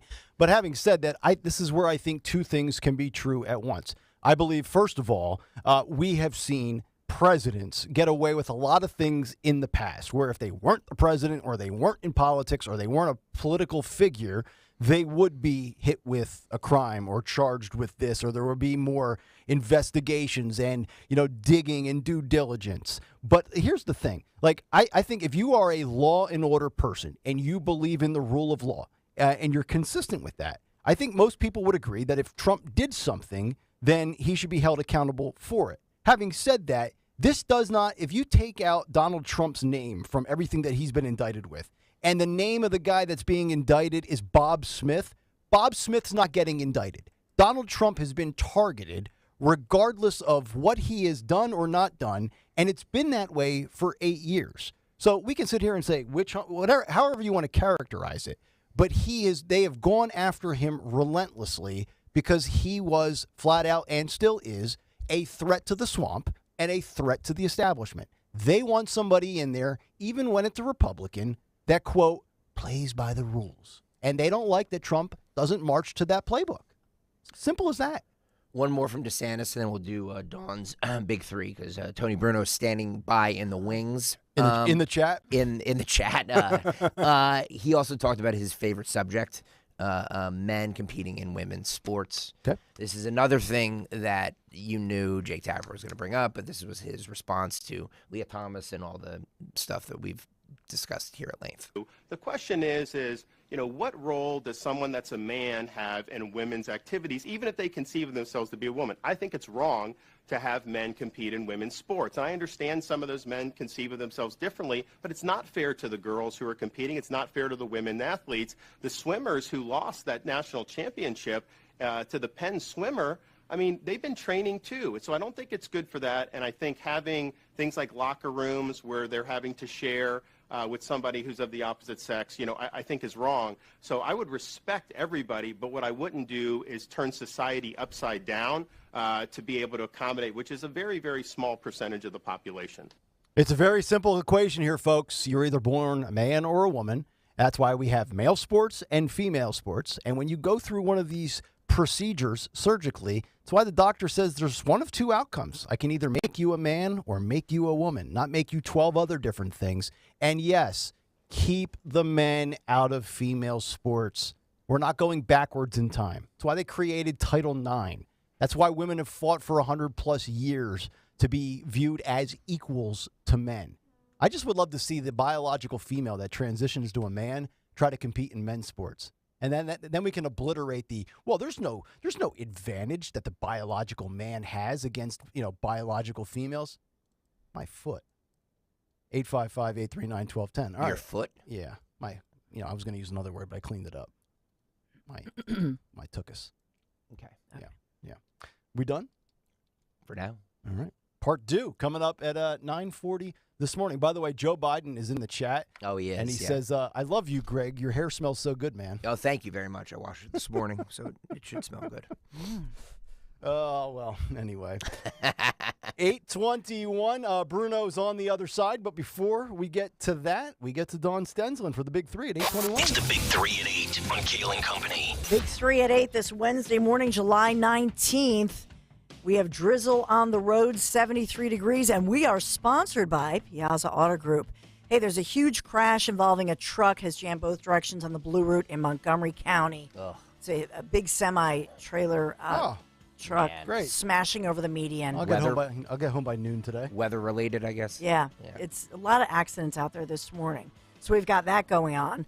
I'll take you to Texas. This is making headlines where a state trooper in Texas says they were told to deny migrants water and shove and push children back into the river, into the Rio Grande. So this is making national headlines about the heartless Texas Governor Greg Abbott and his escalating measures to deal with the migrant humanity. You're really a crisis of humanity going on in Texas, no matter how you look at it. But that's how the the mainstream media is reporting. Of course. It's a heartless measure. Heartless. That's number 2. And then number 3, the bell tolls for thee, Taco Bell, or not so much, because Taco Bell is ringing up a win in its quest to make Taco Tuesday free of trademark restrictions, with Taco John's formally abandoning its decades-old claim to own the phrase amid this challenge from a bigger rival. And so this is Taco Tuesday you're talking Yeah, about. Taco Tuesday. I've always hated that because I feel like tacos are great any night of the week. Agreed. Right? Well, that's true. Like if you have and I'm not talking a fast food taco. I'm talking about like a nice taco truck or at home where you've got like the true authentic taco. Hits the spot any night of the week. I didn't realize that Taco Bell and this what's the other Fugazi taco place? Taco John's. I didn't realize they trademarked Taco Tuesday. Yeah, so this is the U.S. Patent and Trademark Office. Yeah. They, that was how this all became a high-profile spat. And Taco Bell said, no, Taco Tuesday is, we have.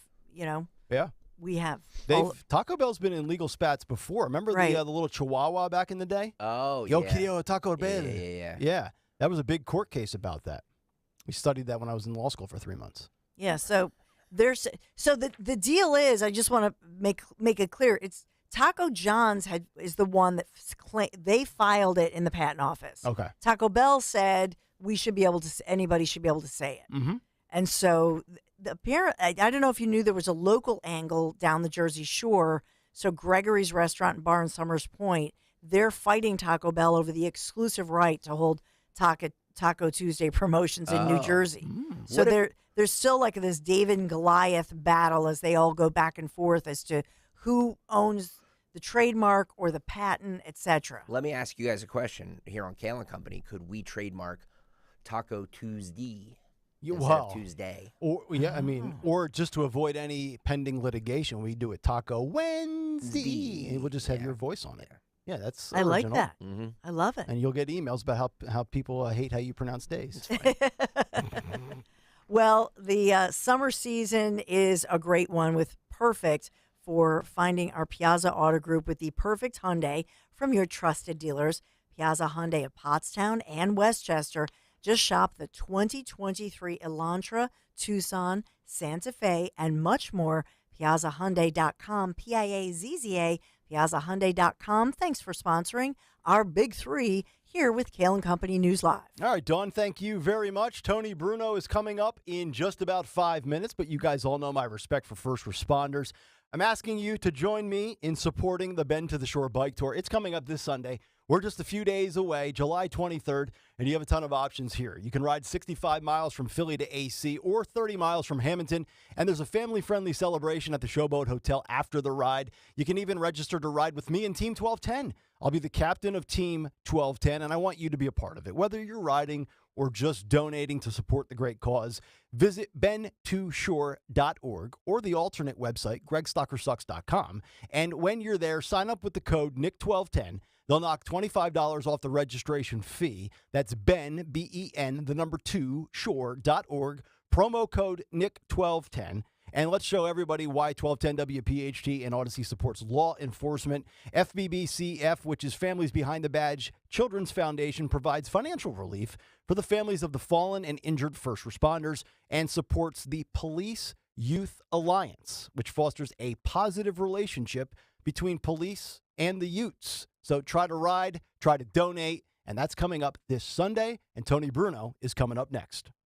Don't give in to that constant joint pain. Take control. Take back your quality of life today with help from QC Kinetics. Hey, Dawn Stensland here. QC Kinetics is helping people here every day with their amazing non-surgical treatments which repair and restore damaged joint tissue. So they use the latest advances in regenerative medicine, taking your body's own healing agents, concentrating them, and then putting them directly into the area where you're suffering with that agonizing pain. This incredible non-invasive approach approach helps you take back control of your body, relieving the pain in your knees or your hips, shoulder, or back. No invasive surgery, no harmful drugs or steroids, no downtime. Listen, summertime needs to be about having fun. Call now for your free consultation with QC Kinetics, the nation's leader in regenerative medicine. 215-999-3000, 215-999-3000, QC Kinetics, 215-999-3000. Tell them Dawn sent you. I am Judith Krupnik, president of Cherry Hill Volvo. At Cherry Hill Volvo, we are offering the new electric XC40 lease for as low as $487.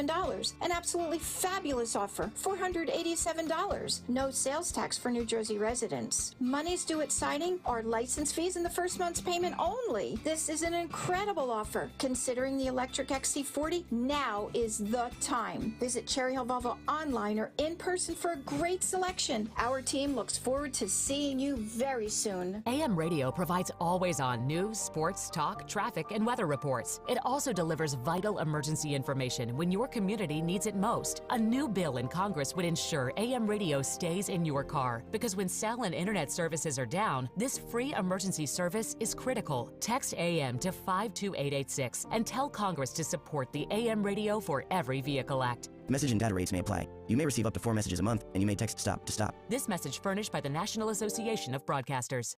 The Dudette Dental Group is the official dentist for the Philadelphia Eagles and would love to care for you. The Eagles trust Dr. D and his team, and you can too. With 30 area locations, the Dudette Dental Group provides specialized care like dental implants, root canal therapy, fillings, and more. During the off-season, take care of your smile and get ready to cheer on our team. Dudette Dental Group accepts all major dental insurances and has pre-season specials on whitening and cosmetic dentistry. Visit PhiladelphiaEaglesDentist.com.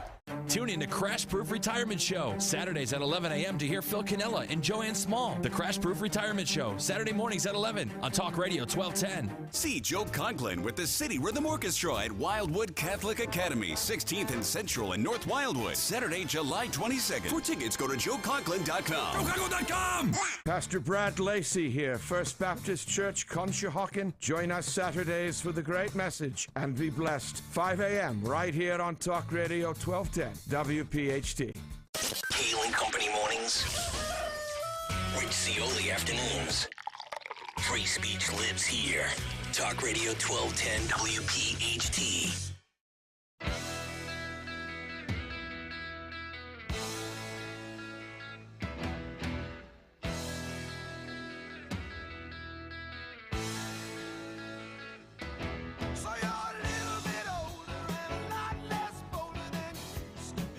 Oh, yeah.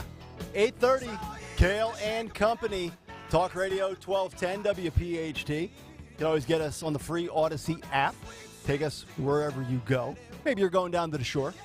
Watch us on YouTube, youtube.com/@1210WPHT. Hit the like and subscribe button. And you can join the Kayal and Company comment community, as Joe Biden has done. Joe Biden has done it. As Tony Bruno. Tony Bruno has done it. And Tony Bruno is joining us live from Florida, as we do every other Wednesday, where we chop it up, we break it down, and as Tony used to say, question the answers, and we answer the questions. What up, man? Good morning, and thank you for joining me today. As Tiger Woods once said many years ago. No, is that I've been up since 3 hours. I've been sitting here chomping at the bit, just like the new Miss Netherlands apparently did after she won the title. And even Robin, who's from the Netherlands, was excited to see a trans Miss Netherlands win the pageant a couple of weeks ago. It's all about progress, right, Tony? Yes, it is. Exactly right, man. So now, is that you really in the chat, or is that one of your many parody No, that's accounts? me. I've been sitting at I'm not kidding. I went to sleep at 1. I set the alarm for 7:30, and then I'm up at 5:30. So I just came in here. I was online before you guys went on the air today. That's how jacked I am. I'm so excited. I even crossed my own SAG-AFTRA picket line to be on the show today as a member of SAG-AFTRA and a pensioner of SAG-AFTRA, but I'm expecting the inflatable rack to be set up here in Southwest Florida at any moment now. I love a good inflatable rack, Tone.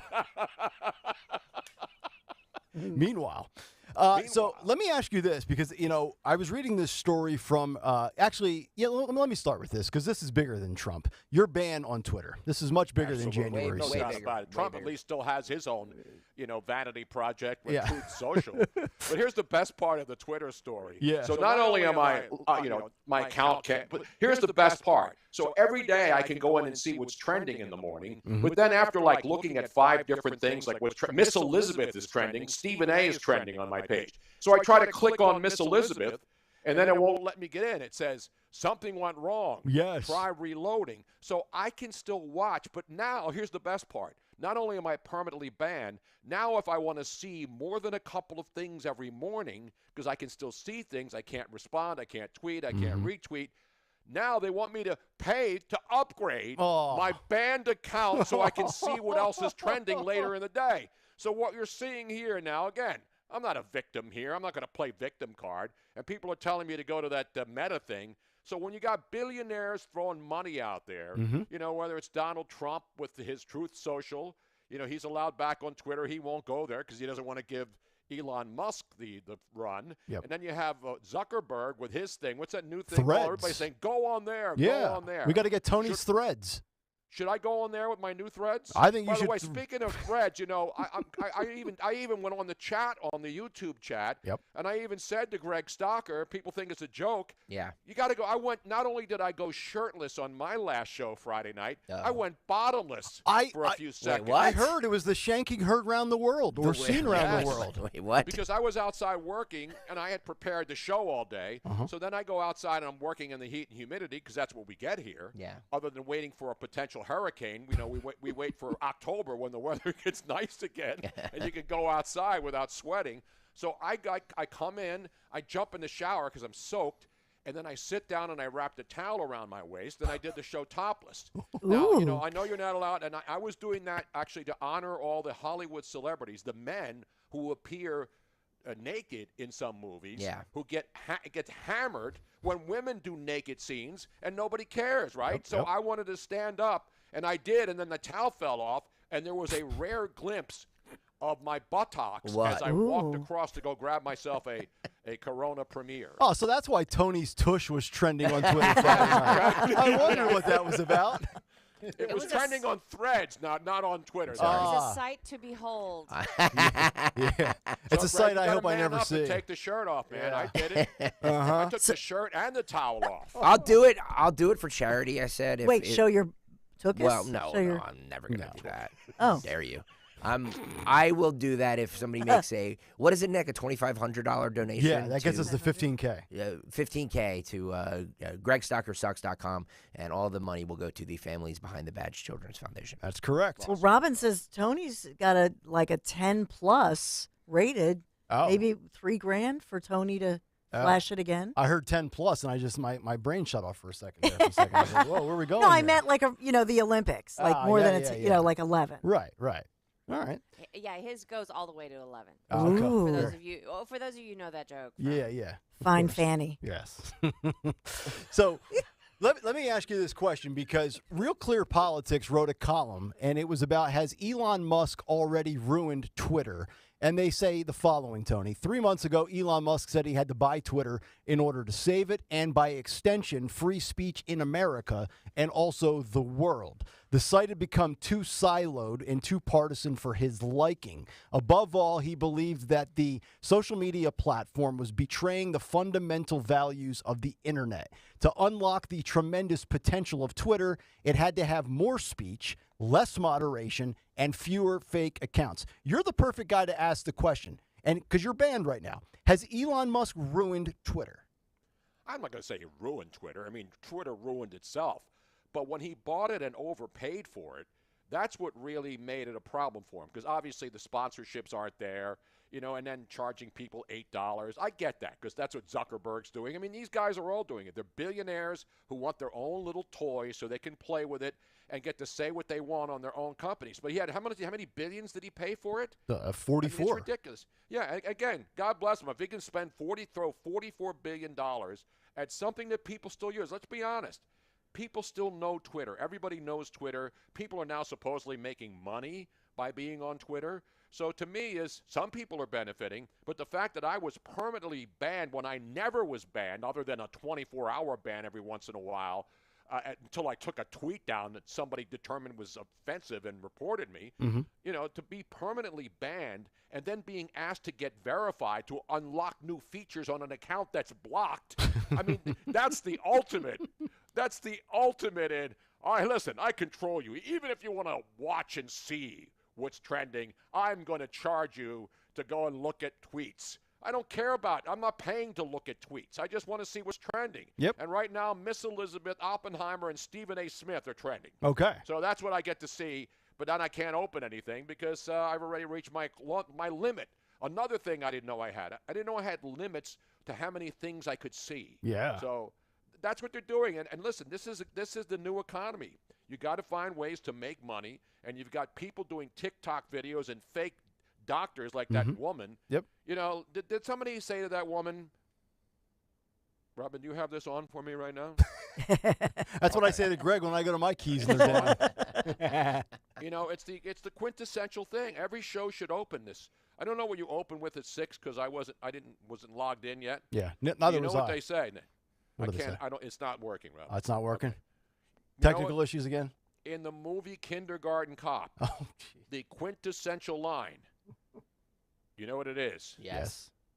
What is it? Go ahead, give it to me. I can't play it. Let's just keep it. I will do it. It's the one where the little boy says, boys have a penis, girls have a vagina. Right. Exactly. Right. And plain and simple. That's Right. science. That's physics. Yeah. That's biology. Exactly. That has nothing to do with cis, Yep. boom, or ba. Exactly. It's fact.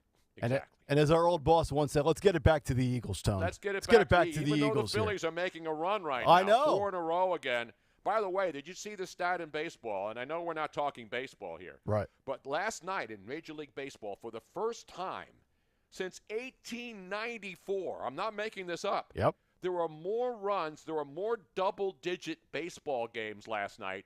There were 12 teams that scored double-digit runs, the most runs on any night. Wow. In baseball since 1894. And that's coincidentally the same year Dianne Feinstein got in office. Exactly right. Yeah, and man. Joe Biden, I think, Yes. served his first term in the Senate from Delaware. Yeah. But here's It's a the bunch of thing. malarkey. The bunch of No, malarkey. that's fact. So one thing we've learned here so far on this segment, Yeah. bet the over in Major League Baseball. Remember, it used to be the balls are juiced. Yep. Then it was the players were juiced. Yep. Then it was the bats are corked. Uh-huh. And now all of a sudden, why are the balls just flying at 1 billion miles an hour out of the ballpark? I know. So nobody's complaining when a lot of runs are scored now. Right. Back when there were no home runs and nobody was hitting, it was, it's the dead ball era. Mm-hmm. And then they juiced up the baseballs and made them tighter, and then guys were hitting 75 home runs, the Sosa, McGuire, and Bonds era. Yep. And then all of a sudden the balls were not getting, nobody was hitting home runs, nobody was scoring runs. And now all of a sudden they got 13 to 11 games every night in baseball. Exactly. Speaking of things flying out of the park at record rates, the indictments keep flying out of the park for Donald Trump. Look, yesterday Trump posts on Truth Social that he has been informed that he's a target in the January 6th investigation. He expects the indictment, the arrest, the arraignment, all of that to come here in the next couple of days. It's not a surprise to anybody, but it looks like we're just down to a matter of moments until it becomes official. Your thoughts on everything from Trump to J6 and the way this is playing out? Well, what else can I say? I mean, it's obvious. They're just trying anything they can in different states. By the end of this year, there'll be an indictment in every state in the country, except maybe, let's see, where is he? In Iowa. I guess in Iowa they love him there. And so bottom line is, this is just posturing. They don't want him to be the candidate. They say they're not worried about anybody but Trump. And this is their way of keeping Trump from running again. It's simple. I mean, you don't have to be a brain, a rocket scientist. Yep. You don't have to be a talk show host. You don't have to be Jake Tapper with that fake. You don't have to have a 7-person panel to figure out why Jack Smith went into a Subway. And by the way, I just found out from Steph Curry that Subway is slicing their own lunch meat again now. I mean, that's breaking. Did they address that on the CNN 7-person panel talking about Jack Smith going into a Subway? And was Steph Curry in there getting a freshly sliced tuna sandwich? Yeah. I think Jack Smith likes the cold cut trio personally, Tone. So that was always the worst, Sam. I never liked that one. But let me ask you this, because you're in addition to the Twitter topic as being the perfect guy to ask. Yesterday, and you mentioned Tapper. DeSantis is supposed to sit down with Jake Tapper, get his moment on CNN like the other GOP candidates have had already. Trump had his with Collins. Scott and Haley have done their bit, the whole thing. So yesterday is his day, and it gets one-upped. And not that it would be a big story because DeSantis is struggling right now, but he gets one-upped by the Trump news about the indictment, and Tapper has to lead with the first question about his thoughts on January 6th, now that Trump is likely to be indicted. You live in the state of Florida, and the most recent polling has showed that Trump is crushing DeSantis in DeSantis' own state that he's the governor of by 20-plus points. I mean, have you heard anything from just, people that you have conversations with? Why is it that Trump is blowing out the guy that's made Florida such a great state? Because I believe that, people right now, I think a lot of people are upset that DeSantis, who ran for re-election and won in a landslide, quickly jumped in the next year after winning an election. And a lot of people in any state, when you win a major, what he did during the pandemic and what he did during the hurricane last year, getting roads fixed in a matter of days. I mean, what he did with the roads here in Florida after Ian last year has really been what a lot of states have seen that you can do, like in Philadelphia with the I-95 situation.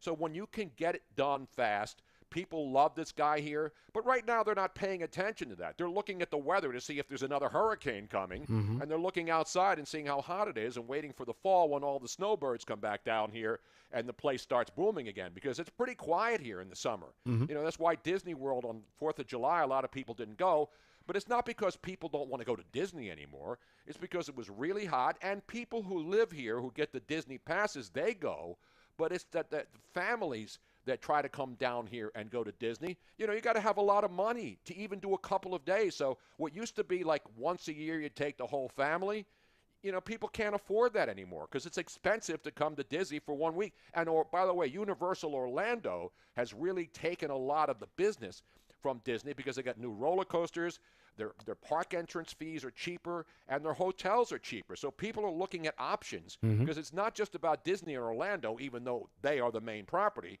But Universal has really stepped up their game, and a lot of people don't realize that. They're getting a lot of business from Disney. So they have a choice now when you have a family and you're going to go to Orlando, especially in the summer when it's hot and humid and it rains every day. You go to Orlando for Disney or you to go for Universal. And I think people are going to Universal now and mixing it up. So it's not that they're never going to go to Disney again. Right. Disney's biggest problem is not what they did at Disney World. And it's all the movies. It's what ESPN's doing and getting rid of people. It's just the company as a whole with bombing movies and now the Snow White movie coming out. And, they just make bad decisions at the corporate level. And the bad decisions at the corporate level trickle down through the entire company, which is ESPN/Disney/ABC. Yep. That's what's going on in the front offices there. They're just screwing everything up. Yep, I totally agree. You nailed it perfectly. The great Tony Bruno's with us here on this Wednesday edition. By the way, excuse me, I'm losing my voice. MAGA Man on Twitter. Peter Brady has joined the show. MAGA Man on Twitter, Tony, asks why you don't just open up another Twitter account with a different email or phone number. Because I can't go in on my VPN or whatever it's called. What is it? Oh. Yeah, no, because if you go on and try to set up another Twitter account, well, Robin understands. Robin's our Twitter expert here. Robin?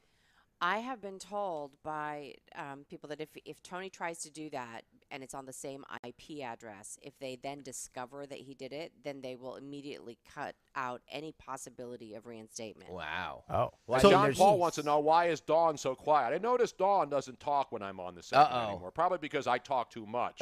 Now, last week when I was on, I gave her husband major love, and I didn't get any love in return. I know. It's an outrage. Uh-oh. My mic was probably cut. Listen to her. They try to stifle. You better keep your mouth closed. Listen to her. Yeah. I want to give a quick update, however. Uh-oh. While we were speaking, I just created Tony's threads.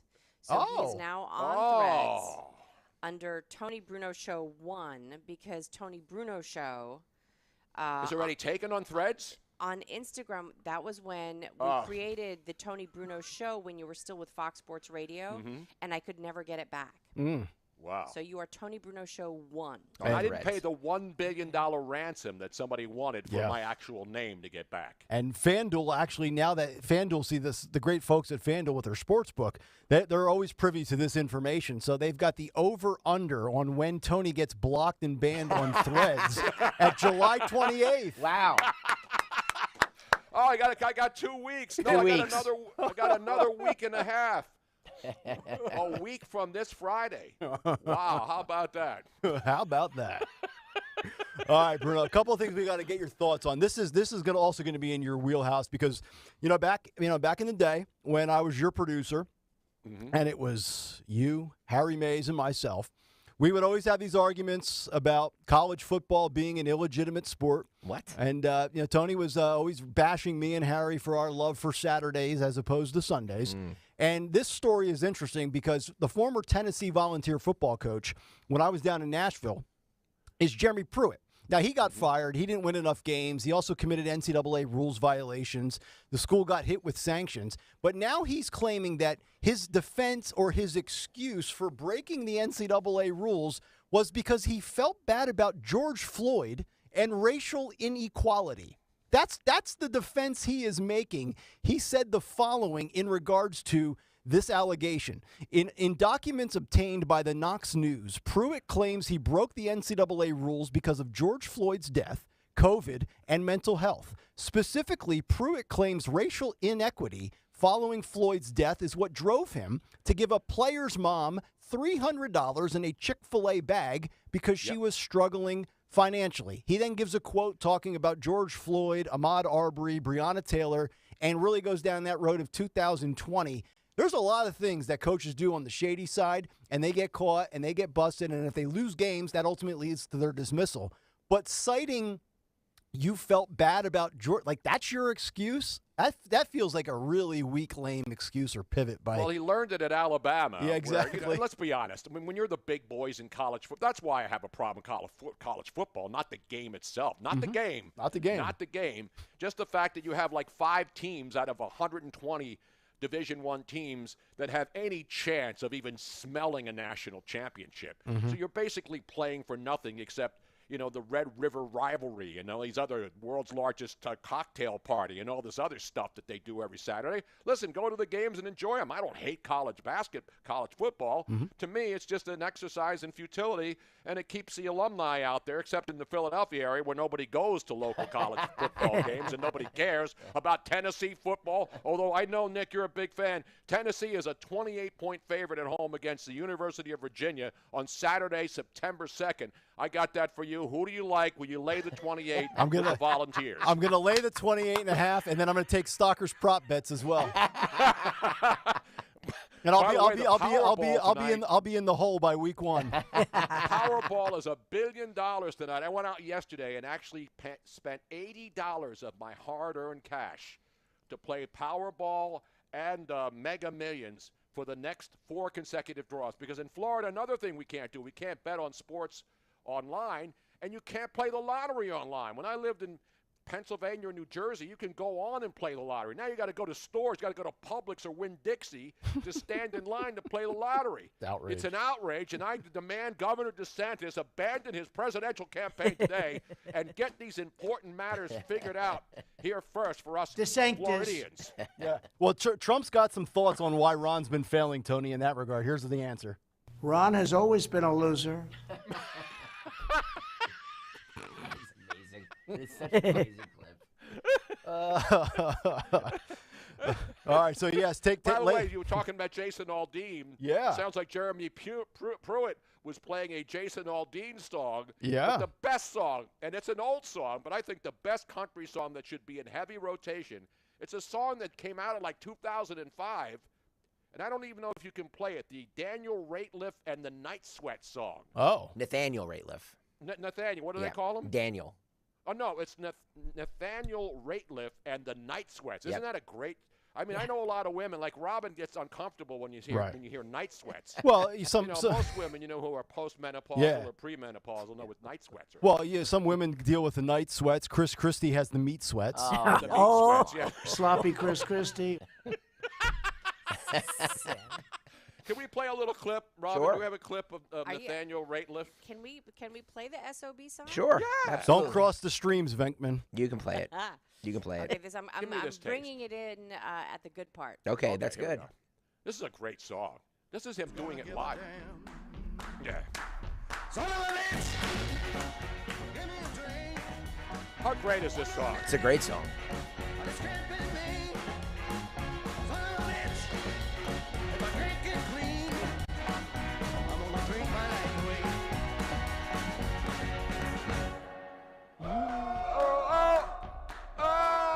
Oh, no, he's singing. Is this country, though? I don't think this is country. Yeah. This is rock. Gospel? It's rock. This is rock and roll, man. Is on? Hello, hello, hello. Send your money now. Greg Stocker needs your money to take off his shirt, everybody. I want you to reach deep down inside your wallets and take out that money. The hell with that. Oh, man. I think we should end it on that note, Bruno. That was really good. Well done, sir. Hey, best Let's of luck. get it back to the Eagles. We're waiting for training camp. And what's Dawn just disappeared. Yes. And then my feed just disappeared. Yeah. I went to black. Oh, there we are. I'm back. There we are. We're cutting back. feeds. Dawn went under the table and I faded to black right away. YouTube has pulled the plug on this transmission. Did you hear what he said? Dawn went under the table and I faded to black. Dirty deeds in the morning. Done dirt cheap. This YouTube channel has just gone off the rails. All right. So, dude, one more time. At Tony Bruno Show 1 on Threads. Threads. Threads. I have to look. I don't even know what Threads look like, except do I have drip on Threads? Exactly. That's what I want to know. Exactly. And but you're on Insta, or Robin Yes, is. it's on Instagram. So it's Instagram. I've been on Instagram and Tony I've been Bruno on Facebook. Show 1. I'm going to I'm efforting trying to get Tony Bruno Show back. Efforting. I hate that term, efforting. I do too. Producers started that on talk radio. Yeah. Right? Just means they're trying to buy more time to figure out what's going on. Exactly. Look, I keep fading in and out. I keep going to black, cutting wrong. Wow. Is it a we have a satellite? Are we now being blocked by Zuckerberg? No, I think Google Already? and YouTube are trying to phase you out, sir. They are. They're trying to cancel you, too. Those I feel like it's scoundrels. Star Wars. Obi-Wan. Obi-Wan. Help me, Obi-Wan Kenobi. You're my only hope. All right, get out of here, Bruno, before you get us shut down. Good night, everybody. Yes, as John Fetterman would say. Good night, everybody. And good night to Tony Bruno. There he is, the great Tony Bruno, live from Florida. Woo. He was started prepping at 5:20 this Love morning. it. He actually Love it. did more prep today for this appearance than he did in 2 years when I was his producer. True story, by the way. All right, coming up next, Dawn will have the big 3 at 9. And then also climate activists gluing their hands to runways. And if you thought Walgreens was taking a step back, wait till you hear what they now have to do at Walgreens in San Francisco to ensure products stay where they're supposed to until they're purchased legally. That story as we continue this morning. Kayal and Company, final hour, next. I have diabetes. I'm at risk for pneumococcal pneumonia. I have asthma. I'm at risk too. If you're 19 or older with chronic conditions like asthma, diabetes, COPD, or heart disease, or are 65 or older, you are at increased risk for pneumococcal pneumonia. Ask your doctor or pharmacist about Prevnar 20, pneumococcal 20-valent conjugate vaccine, a vaccine that can help protect you against pneumococcal pneumonia in just one dose. Even if you've already been vaccinated with other pneumonia vaccines, Prevnar 20 may help provide added protection. Prevnar 20 is approved for adults to help prevent infections from 20 strains of the bacteria that cause pneumococcal pneumonia. Continued approval may depend on a supportive study. Don't get Prevnar 20 if you've had a severe allergic reaction to the vaccine or its ingredients. Adults with weakened immune systems may have a lower response to the vaccine. Side effects include pain and swelling at the injection site, fatigue, headache, muscle, and joint pain. For full prescribing information, please call 1-855-213-2138 or visit Prevnar20.com. Wesley is a truck driver. I drive a truck, and I love what I do. A truck driver with IRS troubles. They told me I owed them $43,000. It got really bad. Quite a few letters in the mail. They were talking about wage garnishment, coming after my house, my car. Yeah, they don't play around. I seriously thought that I was going to lose everything. One sleepless night, Wesley finally made a call to Optima Tax Relief at 2 a.m. Kind of figured I'd get a machine, but I didn't. I actually got to talk to an actual person in the middle of the night. He found just what he was looking for. Oh, they were great people. You need a team of people that know what they're doing. Optima Tax, they know what they're doing. Optima Tax Relief came through with flying colors. I saved an incredible amount of money. Happy don't even come close. I was absolutely overjoyed. Take Wesley's advice. If you're in any kind of trouble with the IRS, call Optima Tax Relief. Don't trust anybody else. Call Optima for a free consultation. Call 800-956-4775. 800-956-4775. 800-956-4775. Optima Tax Relief. Some restrictions apply. For complete details, please visit OptimaTaxRelief.com. 1-877 Cars for Kids. KARS Cars for Kids. 1-877 Cars for Kids. Donate your car today. Donate today at carsforkids.org. Your car, running or not, could be picked up as soon as the next day. No title, no problem. Go to carsforkids.org today. 1-877 Cars for Kids. Donate your car today. Now accepting donations of land, homes, buildings, or any kind of real estate. My brother-in-law died suddenly, and now my sister and her kids have to sell their home. That's why I told my husband we could not put off getting life insurance any longer. An agent offered us a 10-year, $500,000 policy for nearly $50 a month. Then we called SelectQuote. SelectQuote found us identical coverage for only $19 a month, a savings of $369 a year. Whether you need a $500,000 policy or a $5 million policy, SelectQuote could save you more than 50% on term life insurance. For your free quote, call SelectQuote at 1-800-635-3311. That's 1-800-635-3311. Or go to SelectQuote.com. 1-800-635-3311. That's 1-800-635-3311. SelectQuote.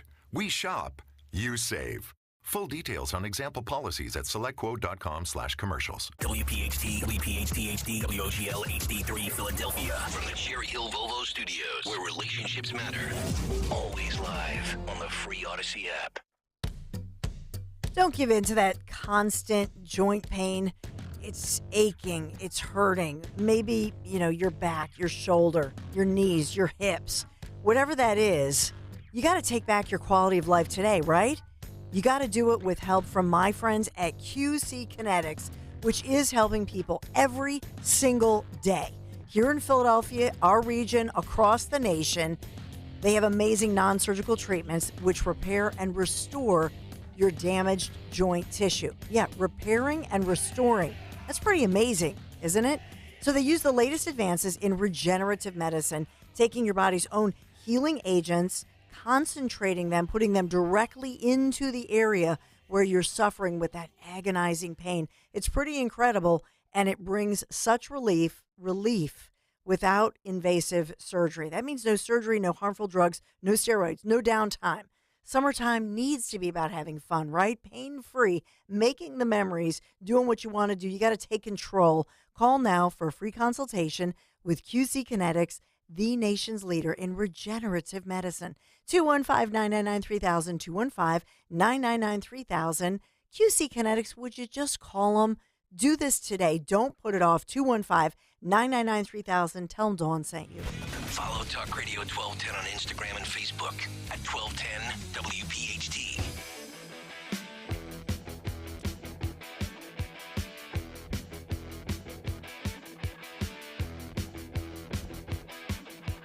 .901 Kayal and Company here on Talk Radio 1210 WPHT. Otto's Mini is now Mini of Westchester, and during the Mini Summer of Drive sales event, you can get leases as low as $369 per month on Mini's great selection of new electric models. Visit Mini of Westchester on Route 202 or at miniwc.com,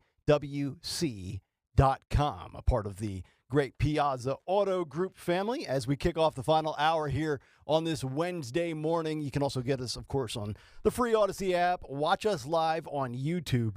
YouTube exploding this morning. Comments, people watching, liking, following Stalker's every command as he panders, and people reacting to Tony Bruno, including the current president of the United States, Joe Biden, weighing in the chat, wondering what Tony Bruno also smells like. Oh, that's not right. Right.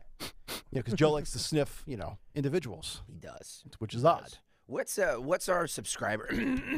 Excuse me. Oh my! What is our As I burn another heater here. What is our subscriber count up to now? It looks like we're about 78 or so and change away from 4,000. Okay. So if you're watching right now or listening right now on the radio or the Odyssey app, please go over to youtube.com/@1210WPHT and hit the subscribe button to be the 4,000th person to like the 1210 WPHT YouTube page. Right. Can you be 4,000? I mean, Yes. you could wear that as a badge of honor. I was agree. the 4,000th subscriber. I agree. Dawn's Big Three coming up in just about 10 minutes. Also, our morning mystery movie clip is on the way this morning. What's on the cut sheet part due? What's on tap for the Dawn Show and who on Twitter today? My voice got better as the show has gone along. Yours is starting to deteriorate a little bit. Yeah. So you're not out of the woods yet. I'm not, no. Right. All right, but you're back on the allergy And meds. all this rain today won't help either. Yeah, you know what? I know, Dawn, you've mentioned the weather. It doesn't look like it's doing anything out there. And I'm wondering, why are we having so many traffic accidents due to the rain? I know, it's weird. It's just weird, and I don't know if it's debris on the road. I don't know if the heat has something to do with it. Yeah. I have no idea, but they've said that as far as that tractor trailer crash on I-76 on the Blue Route, this is involving 2 Amazon tractor trailers. Oh, great. Causing all these And delays. roughly specifically, where is that? Because I've got to take that I take 76 to the Blue Route to go home. Yeah, it's a disaster. All right, hopefully they have it. Yeah, don't. It's both sides of the Blue Route in Norristown. Oh, great. Just that's the exit I get off at. Yeah, you don't want to do that. All right, I'm going to have to take the back roads. So I'm just trying to think that your best way you could take 70, well, you could take the Schuylkill up to Green. You could cut through my neck of the woods through Philadelphia. Yep. And then end up on Ridge. Yep. And go up that way. That's probably I don't what I'm know. going to have to do. I will be catching all 2 hours of your show apparently today. The nap will be put on delay. Oh, for God's sake. Thanks to these morons who can't drive in a little bit of rain. You know what, though? I'm going to defend the truck drivers because, and I just saw this yesterday. I saw it this morning. There's always somebody, and it's a little vehicle, and they want to zip ahead of the big tractor trailer who could crush them. Yeah. Sometimes I think, you know what? Crush them like a bug. Oh, boy. They deserve it. Listen No, to I'm just you. kidding. Listen to you. But that's what they do. So they zip right in front of them, and then the tractor trailer has to. They're forced. They got to slam on their brakes because the person. They do it to you and me, and we have a vehicle. We almost ram into them, but we're in a vehicle where we can stop in time. And I think that they should have cameras on their vehicles, on the tractor trailers. Like the police body camera. Yeah. To defend themselves for this and say, and it should be a ticket. Yep, totally agree.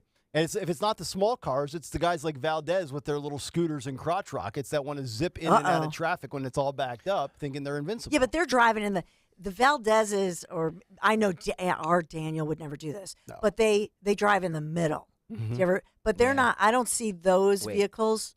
You know what I mean? Hop on the mic, Daniel. Do you drive in the middle? I mean, not you, Daniel. In the bike lane when the traffic's backed up. Okay. Now, him. is technically that against the law? Yes. Okay. Technically, it is, but they're not causing what we're seeing with the jackknife. Right. Nothing is more infuriating than being stuck in traffic and seeing a motorcycle come up the middle. Yeah, I don't mind that. I almost want to open up my door and just clip No, it. I don't a lot mind of the that. time, the bikes can't sit because they're going to overheat, which is part of the reason why I go up the middle, because if they overheat, then you have engine problems. So I just keep it moving to keep the temperature down. So you break the law to avoid a you problem. Yeah, when you put it like that, yeah. Okay. Also, we need to clear up. Daniel, are you planning on riding the Bend to the Shore bike ride on your motorcycle? Is that? Yes. Okay. On his motorcycle? And are you going to be videoing me the whole time? Oh, that's cool. I have a GoPro mount on my helmet, so depending on where I'm at, yes. Okay. Wow. That's awesome. Because Dave Madden, who's been training me, and we're doing our final warm-up tour today in the afternoon, post-nap, by the way. We're going to be doing that. So and infuriating. he has to ride. He said he's probably going to ride with me. So he wants my speed to be, because he's so like talented in this field. Like he's like Lance Armstrong Jr. Yeah. So going 10 miles an hour for him is really boring, and then he's got to slow down and wait for me. So I'm going to be delaying a lot of people. So anybody that's on Team 1210, just because in theory I've been labeled the captain, if you want to go ahead and finish an hour before I do, by all means, knock yourself out. There's some debate happening right now on the YouTube chat that they thought Road Warrior was actually the captain of the team. Oh, I've been reading the copy that says join team. I'm the captain, unless you guys are just. He can absolutely be the captain. Is he riding with you? I think so. I think he's definitely doing the ride for sure. Yeah. Whether that includes with me or getting to the finish line 2 hours before me and then cursing at me as I come down the stretch. For those of you who don't know, he's a former retired detective. FBI agent or something like that. We don't know his real name, nor do I care, but he goes by Road Warrior on Twitter. He owns a bike shop in Manahawkin, which is right down the street from where I vacationed. Very cool. Yeah. A few weeks ago. Yeah. So I'm all ready to go for this ride. I've got the helmet. I've got the gloves. Dave Madden has given me a used gloves and used helmet. Bill is saying that Dawn should be the captain of the team. I'd be fine. I'm just happy that somebody else on this radio station is doing this ride. Yeah. Because for so long, it was me who did the ride. Michael Spraconish did the ride. Mhm. One of the other producers, the engineer Yep. here, Dave Scalish, did it. Rob Kalustian, our sales manager, has done it. Yep. But no other real talent has done it. And when I say talent, I mean on-air personalities have done it. Hosts. So I'm glad that you're doing this. It's all for a good And cause. you've done it 3 times and finished it once or twice out of 3? Yeah. You're just not sure if you've done it 1 or 2 times in completion? Mark O'Connor says I did it twice. I don't remember doing it twice, finishing it twice. I've done the ride 3 times. Okay. But I don't remember finishing it twice. Okay. I definitely finished it once. Well, it's not easy. Dave Madden, who's been training me, has said, because we've been doing this up on in Bluebell all the way up through Doylestown, up the Route 202 area on that bike path. It's about 8.5 miles long. So we do the whole thing, and then we come back, and then we go again as we try to up the mileage in total. But he has said there's a lot of elevation up and down that I've been training on, whereas on the ride itself, other than going over the Ben Franklin, going up it and then coming down it, most of the rest of the way it's relatively flat. So while I haven't gotten to 45 or 50 miles in training, I've been doing less than that, but I've been dealing with more incline. So, he says by the time I get to that last rest stop and there's about 15 miles to go, that's where the tough part will kick in. It is. I got a flat tire like 10 or 15 miles out. Oh. And I had to stop. Dave Scalish, our engineer, helped me change it. He rode with me the rest of the way. Mm-hmm. And it was just like I felt like death. Yeah. I was just like, please let this end. See, like when I get to that point and I know that I'm on my last leg, I'm just hoping that the whole bike implodes and I don't have to finish. Or some guy clips me with an Uber. By the way, since we're talking about it, Families Behind the Badge Children's Foundation, go to gregstockersucks.com, gregstockersucks.com right now and make a donation. We want to get to $15,000 by Sunday. $15,000, we're at $12,500 some odd dollars right now. We want to get to $15,000 by Sunday. Please help us get there. Nick is going to. I've pledged that I will do $10 a mile. I'm going to back. That's a lot of money. Because if you finish it, it's like $600. Why don't you just do $1 a mile? $650. That's only $65 though if I do it. That's all right. Are you doing 20 a mile if I do a mile? You son of a. Speaking of Valdez, MAGA Man says it's not illegal to drive a motorcycle in the middle and pass. In the state of Pennsylvania, it is. He's claiming not. Can we get Jonathan Turley on line 1 for an illegal analysis here from Fox? It depends on if you stick the landing. You got to stick the landing. That's Jonathan Turley's But that favorite applies to frame. many walks of life. You got to be able to stick the landing, right? Exactly. Yes. Exactly. All right. 855-839-1210 if you want to climb aboard at 1210 WPHT on the Twitters and the Instagrams. And, of course, the Kayal and Company comment community where you can join Tony Bruno, Joe Biden, and a bunch of other celebrities and politicians in the chat. Just go to youtube.com/@1210WPHT. Hit the like and subscribe buttons. Morning Mystery Movie Clip is coming up at 9:20. I've also got these stories on climate, San Francisco, and the LAPD. Let me actually give you one of them now, and then we'll get to Dawn's Big Three here in about 3 or 4 minutes. So I did mention it's now gone to another level at Walgreens. So we've been giving you these stories about these, these big brand stores, these big box stores that are having to lock up, their inventory to prevent theft,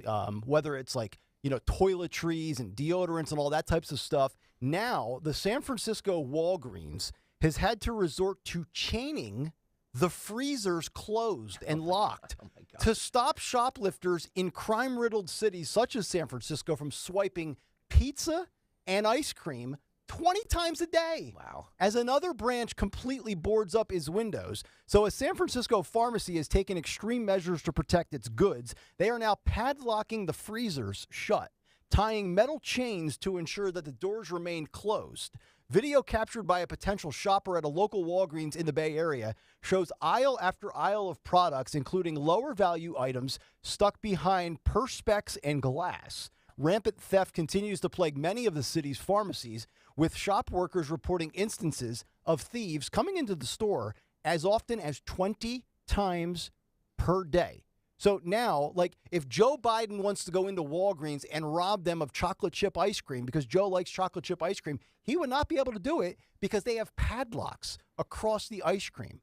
Like my local CVS and Walgreens in Bluebell, you always have that little section on the edge of the pharmacy where they've got the coolers and you can get milk, maybe a frozen pizza, a little ice cream, an energy drink.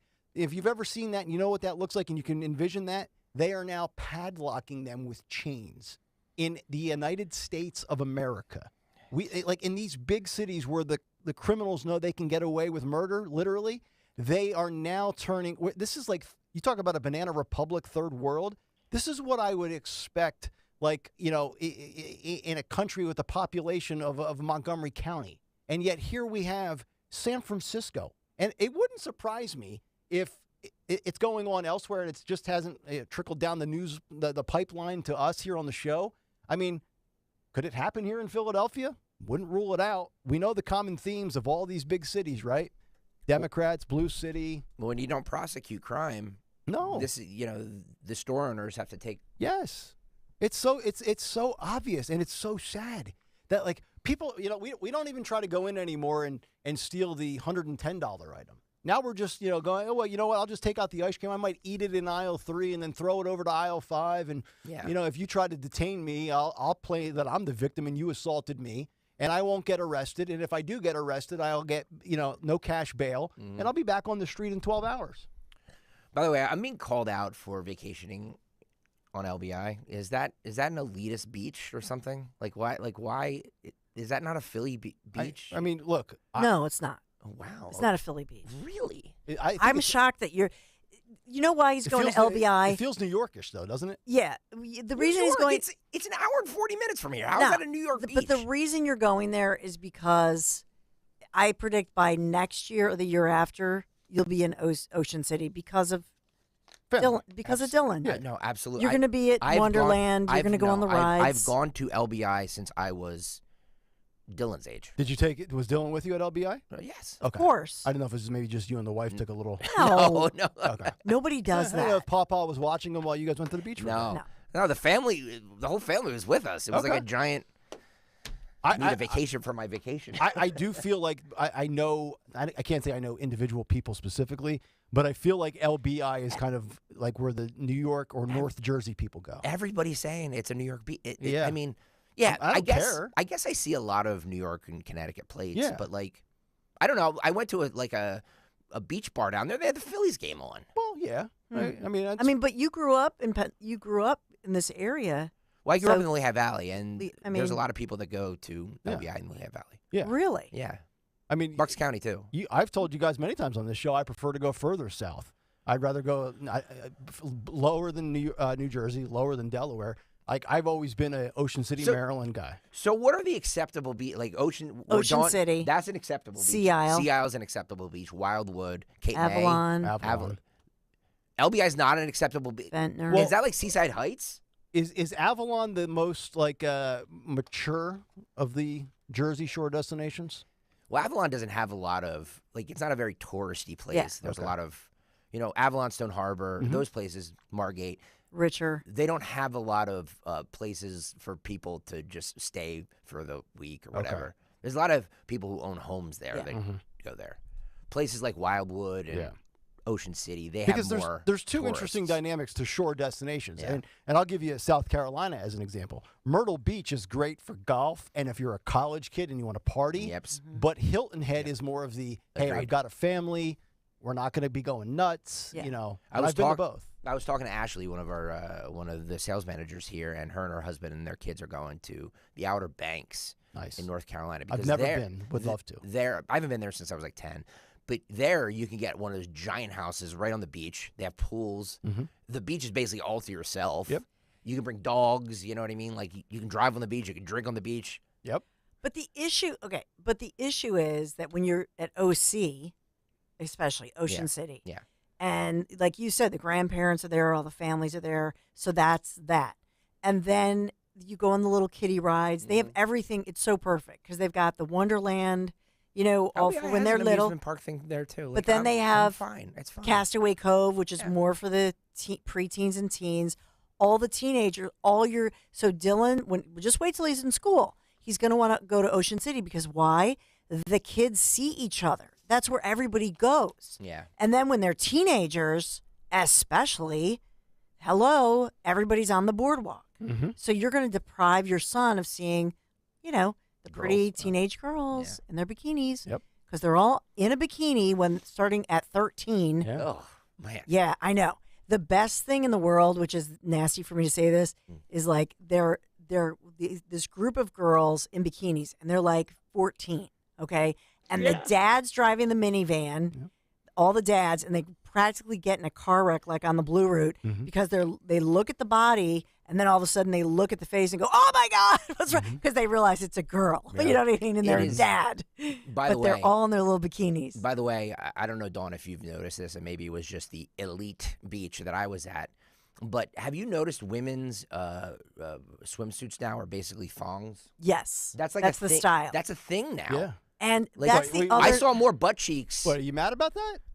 Well, that's why they created sunglasses, bro. So, So in Ocean City, I can only say, no matter everything goes, but you never body shame. Yeah. Because there's always somebody bigger than you. Yeah. Or smaller, and too. If you're a dude at the beach Everything and goes. you're in a relationship and there's a lot of thongs, that's why you throw the shades on. Yeah. And then the significant other says, "Why are you putting your sunglasses on?" You say, "No, they're not sunglasses. They're hater blockers." I was shocked when I saw it. Look, I'm a guy. I'm not a prude, but I was just like, oh my Lord. Yeah. I'm here with my family. My mom's on one side of me. Greg was on the beach and he said this. Holy crap! And there's ass cheeks in front of me. Yeah. Everywhere. That is the style. There's not in Wildwood. You might see people there were two college age, and they were practically humping on the blanket in front of us. Yeah. And I'm like, do you see these two? I know. And and so then we're giving people watching. Yep. And I said, wow, her body is perfect. Yep. And my teenager's like, Mom. Yep. Meanwhile, because I'm that mom. Yes, Look you're at that her. mom. Exactly. Like the Transformers mom. 855-839-1210. Sarah's in Westchester. She's got a comment on LBI. Oh, no. Sarah, good morning. How are you? Hi. I'm doing well, thank you. And I have to agree with Greg. I am sorry. I have been taking my children to LBI since they were babies, and they're all grown adults. It's the greatest beach. And through teenage years, they love it. And now my son is taking my granddaughter there now. And when you grow up going to the same place, that's your place. Yes. You can't just say change to Ocean City because they'll see their friends. Yep. This is time for you to be with your family, and to heck with their friends. They can see them when they get home. Yeah, as Joe Biden would say. The hell with that. The hell with that, Sarah. We thank you for the call. If you love your children and you want them to see their teenage friends. I'm just saying. No, I'm teasing. I'm teasing. It's all good. It really is. It's all good. And this year, I will say in Ocean City, we talked about this a couple weeks ago. It's amazing. The availability is there, and the prices are not the rentals are not skyrocketing. So Ocean City is affordable again. Yep. And you can find rentals right now for this weekend. It's going to be a beautiful beach weekend, or if you want to go support Nick Kayal in his bike ride. If you want to see Nick in his, heck with the butt cheeks, you're going to see Nick in his tight little short shorts. And I've been told to make sure I wash those padded shorts after every ride. Oh God, Yeah, I'm going to throw up. Do you hand wash? No, I put them in the machine. Put them in the machine. Put them in the machine. Because you're going to have to double wash because you will have rubbed the Vaseline right all over. Exactly. So. Robert on the YouTube chat says it's a butt. So what? Yeah, exactly. I guess so. Marcus Aurelius on Twitter. Anything south of AC is a Philly beach. LBI is NYC in North Jersey. Yeah. I look at like Belmar and Asbury Park and Seaside Heights and those places as New York beaches. Yeah. I never viewed LBI as in New York Beach. That's fair. I don't care what you do. So basically, LBI goes both ways. Corinne Jean-Pierre, can you tell us your thoughts on LBI going both ways? I would refer you to the White House Counsel. Exactly right. All right, let's get to Dawn Stensland's Big Three at 9:22. It's the Big 3 at 9 on Kayal and Company. On this rainy Wednesday, July 19th morning, we have so much going on. I will begin with a different kind of drag show is over, and this is making some history. The Atco Dragway is permanently closed. So they closed permanently yesterday. They posted this on Facebook. A lot of people talking about, after 63 years, the Atco Dragway, this is Camden County, South Jersey, permanently closing forever after 63 years. And so they were built in 1959, didn't open until Memorial Day weekend, 1960, oldest drag strip in New York City, in New Jersey, I should say. And it was sanctioned by the National Hot Rod Association, largest sanctioning body in drag racing, with more than 265 events in 1 year, made it the busiest tracks in the United States of America. Hey, maybe all those dragsters that have in the drag races, on I-95, they could just rent out the facility there. There you go. How about that? That's exactly right. Or provide us another escort on the way down on the bike shore ride. That'd be a good idea. There you go. Hey, there are calls to ban and boycott Barbie. This is Ginger, the wife of Representative Matt Gaetz. She has got all dolled up in pink and got ready for a cocktail party, talking about the Barbie movie, gave it a kind of a low energy review, and says that it should be boycotted. She's disappointed by the movie's values and is slamming star Ryan Gosling's beta energy. Oh, he's got beta energy? Beta. Interesting. Yeah. I didn't know Ryan Gosling was involved with this. I know, because everybody's, talking about Barbie. Yeah. So exactly. But he makes the perfect Ken doll, second only to our own Craig Stocker. Yeah, Stocker, you would make a good He's Ken a doll. Malibu. Oh, my Lord. He's a Malibu Ken. Yeah, Malibu Ken. You put him in that little white Corvette made out of plastic. Yeah. Not Joe's Corvette because there's no documents in it, but yeah. I love it. There you go. And number 3, since Tony Bruno brought it up about the Powerball drawing, so the $900 million Powerball drawing, nobody actually won. It goes up now. It's more than $1 billion. But I will point out that somebody won in Delaware County. What? Not $1 billion, but a $1 million winner. Yeah. Delco. There we go. Bethel Food Market on Namans Creek Road in Garnet Valley, Delaware County. It's always a little corner store that Yep. says, isn't it? It really is. You won $1 million. Wow. Look at you. So 650 grand after taxes. Nice. Probably. Sweet. Yeah. Yeah. Yep. And so the food market, by the way, they get $5,000 for selling the ticket. So I guess they put that out there and go, hey, where are you? Yeah. Check your numbers. Hello. Yeah, I could see the story where you win $1 million and then they take $350,000 out for taxes and you have 650 grand and then you're getting ready to cash it and they're giving it to you and they say, oh, by the way, 5,000 of that has to go to the corner store and somebody flips out and loses their mind. No, I don't think you don't pay it. You don't pay it. Yeah, they'll pull it out. When it's from the, it's along with the fees and state taxes and all that good stuff, right? Joe on the YouTube chat is asking if he says me specifically, but I'm going to bring it back to you guys. If you guys won, would you still work? I would. A million? I told you yesterday if I won the whole $900 million, I'd still work. Yeah, so would I. I would just work with 0 F's given, though. I would just be like, well, fire me. If you're going to fire me, that's fine, but I'm still coming. Yeah, no, I don't know if I would want somebody who has that kind of money on the air because, to your point, why would they listen to me? Right. And be like, no, I'm going to do what I want. If you don't like it, I'm leaving. Exactly. And by the way, $650,000 after taxes, there's no way you could quit your job on that. Right. Man, that's not especially enough. with kids. Yeah. Private schools, college, everything. Today's economy. Yeah, But if I won the big one, if I won the $1 billion one, I would buy the station.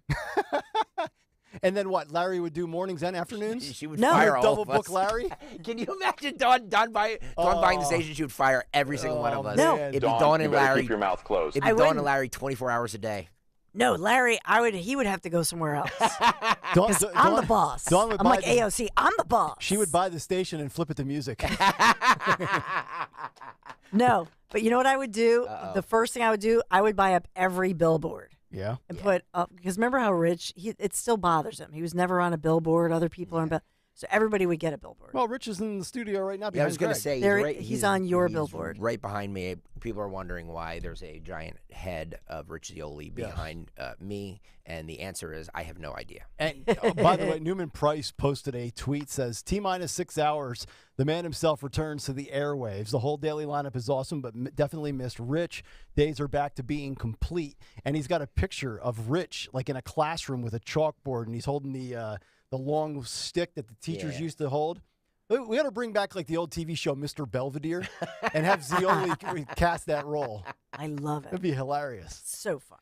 Well, we are sponsored by American Heritage Credit Union, the place for first-time home buyers with in-house realtors and a $500 lender credit for new homeowners. Just visit AmericanHeritageCU.org/FTH for all the details. Loan subject to credit approval, insured by NCUA, equal housing lender, NMLS 433838. Thank you, American Heritage Credit Union, for sponsoring our Big Three at 9. All right, Don, thank you very much. 855-839-1210. Coming up on the other side, one last story for the day involving climate activists doing stupid stuff again. And then we will get to what's on the cut sheet part 2. It's all still ahead here on Kayal & Company. Heading down the shore? Looking for that perfect place for dinner and cocktails? Then you have to visit Mulligan's Shore Bar in Wildwood. Mulligan's is the perfect neighborhood bar with great food, drink specials, live entertainment, and reasonable prices. Stop into Mulligan's and be greeted by their friendly staff who will list out all the weekly and daily food and cocktail specials. Mulligan's Shore Bar is at 310 Hildreth Avenue, just off Rio Grande in Wildwood. Check them out on Facebook. Mulligan's Shore Bar and Grill. Prescriptions require an online consultation with a healthcare provider who will determine if appropriate. Restrictions apply. See website for details and important safety information. Subscription required. Price varies based on product and subscription plan. Hey guys, did you know there's a generic form of Viagra that works just the same, but is 95% cheaper? And you can get it online? Just go to 4hims.com/joy. Through Hims, you'll get a free medical consultation, discreet shipping if prescribed, a 100% online process, and trusted generic alternatives to the name brands at up to 95% off. That's right. Get generic for Viagra, the same active ingredient as brand name Viagra, but for 95% less. It's the same medication, still prescribed by a licensed medical provider, but with zero copay, no expensive appointments, and no awkward face-to-face conversations. To start your free online visit, you need to go to this exclusive address, 4hims.com/joy. That's 4hims.com/joy for your free online visit. FORHIMS.com/JOY. Two legends, one can. Jack and Coke, the #1 cocktail in the world, is now available in a can. Yes, it's true. Jack Daniel's Tennessee Whiskey mixed with Coca-Cola or Coca-Cola Zero Sugar are available in a can. And they are now available at your local PA Fine Wine and Good Spirits store. Two legends, one can. Jack and Coke, ready to drink. Go to finewineandgoodspirits.com. Please drink responsibly. Whiskey Specialty, 7% ABV. Jack Daniel Distillery, Lynchburg, Tennessee. Jack Daniel's an old number 7, a registered trademarks of Jack Daniel's Properties, Inc. Coca-Cola is a trademark of the Coca-Cola Company. Hey, Joe DeCamera here. Tasty Cake believes it's what's on the inside that counts, but a sweet new wardrobe doesn't hurt. Your favorite Tasty Cake treats, like butterscotch crimpets, candy cakes, pecan swirls, and more, are now in new packaging. The treats you know and love have not changed a bit, only they're fresh new packaging. That's right, new look, same tasty treats. So start your summer off right and grab yourself a Tasty Cake treat today, because the only thing better than what's on the outside is what's on the inside. Tasty Cake, except no substitutes. Don't take shots just to lose weight. NJ Diet's typical results are twice as fast without any of the side effects. You will lose a contractually guaranteed 20 to 40 plus pounds in only 40 days, the natural way. Go to njdiet.com. That's njdiet.com. The roar of our engines, the pump of our heartbeats, the pedal to our metal, the sparks that ignite us, the pistons that push us, the passions that drive us. From the feelings that move us to the places that pull us on the roads that unite us. With nearly 6,000 stores and over 17,000 auto care centers, Napa has America's largest network of parts and care, here to keep you firing on all cylinders.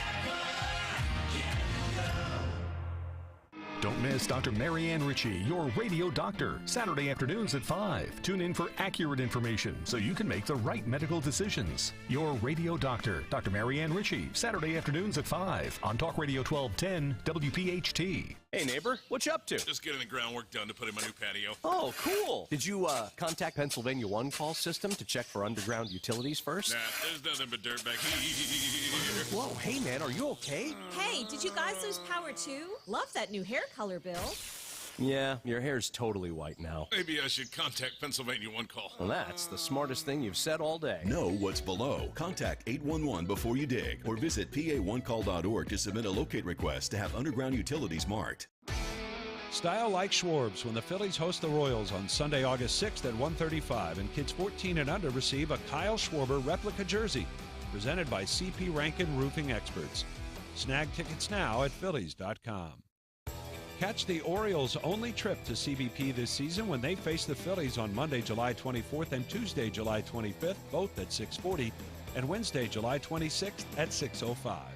Order tickets now at Phillies.com. Do you have heart failure and often hear, "Those stomach issues ruined your birthday"? "You're too tired to play catch, Grandpa." Sweetie, you haven't touched your tools since the carpal tunnel syndrome diagnosis. If these seemingly unrelated symptoms sound familiar, talk to your cardiologist and ask about transthyretin amyloid cardiomyopathy, or ATTR-CM, a rare and underdiagnosed disease that gets worse over time. Learn more at connecttoyourheart.com. That's connecttoyourheart.com. Sponsored by Pfizer.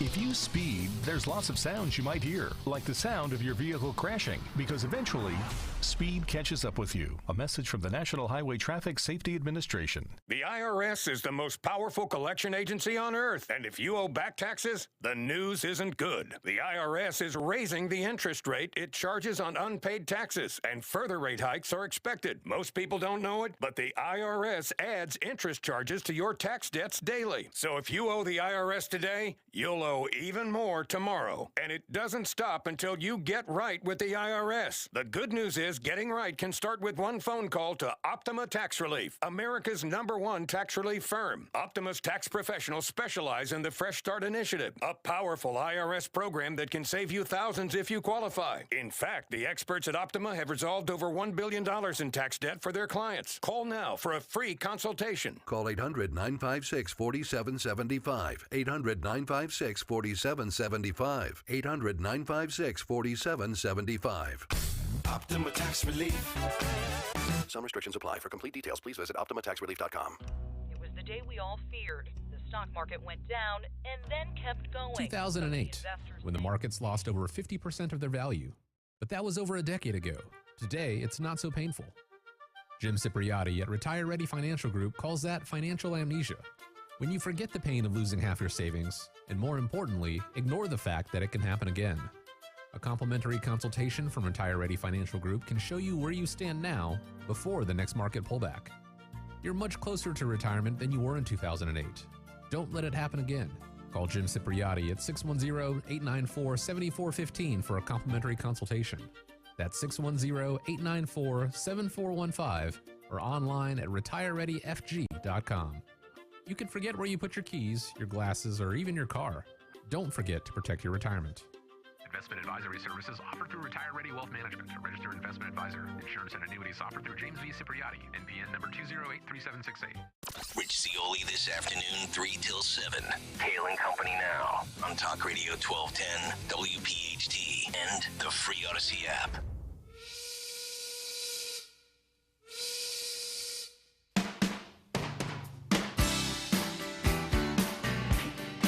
Kayal and Company, 936. Sounded like a steam train there. Hopefully it doesn't derail, and hopefully Mayor Pete shows up if it does. I used to live in Allentown. Yep.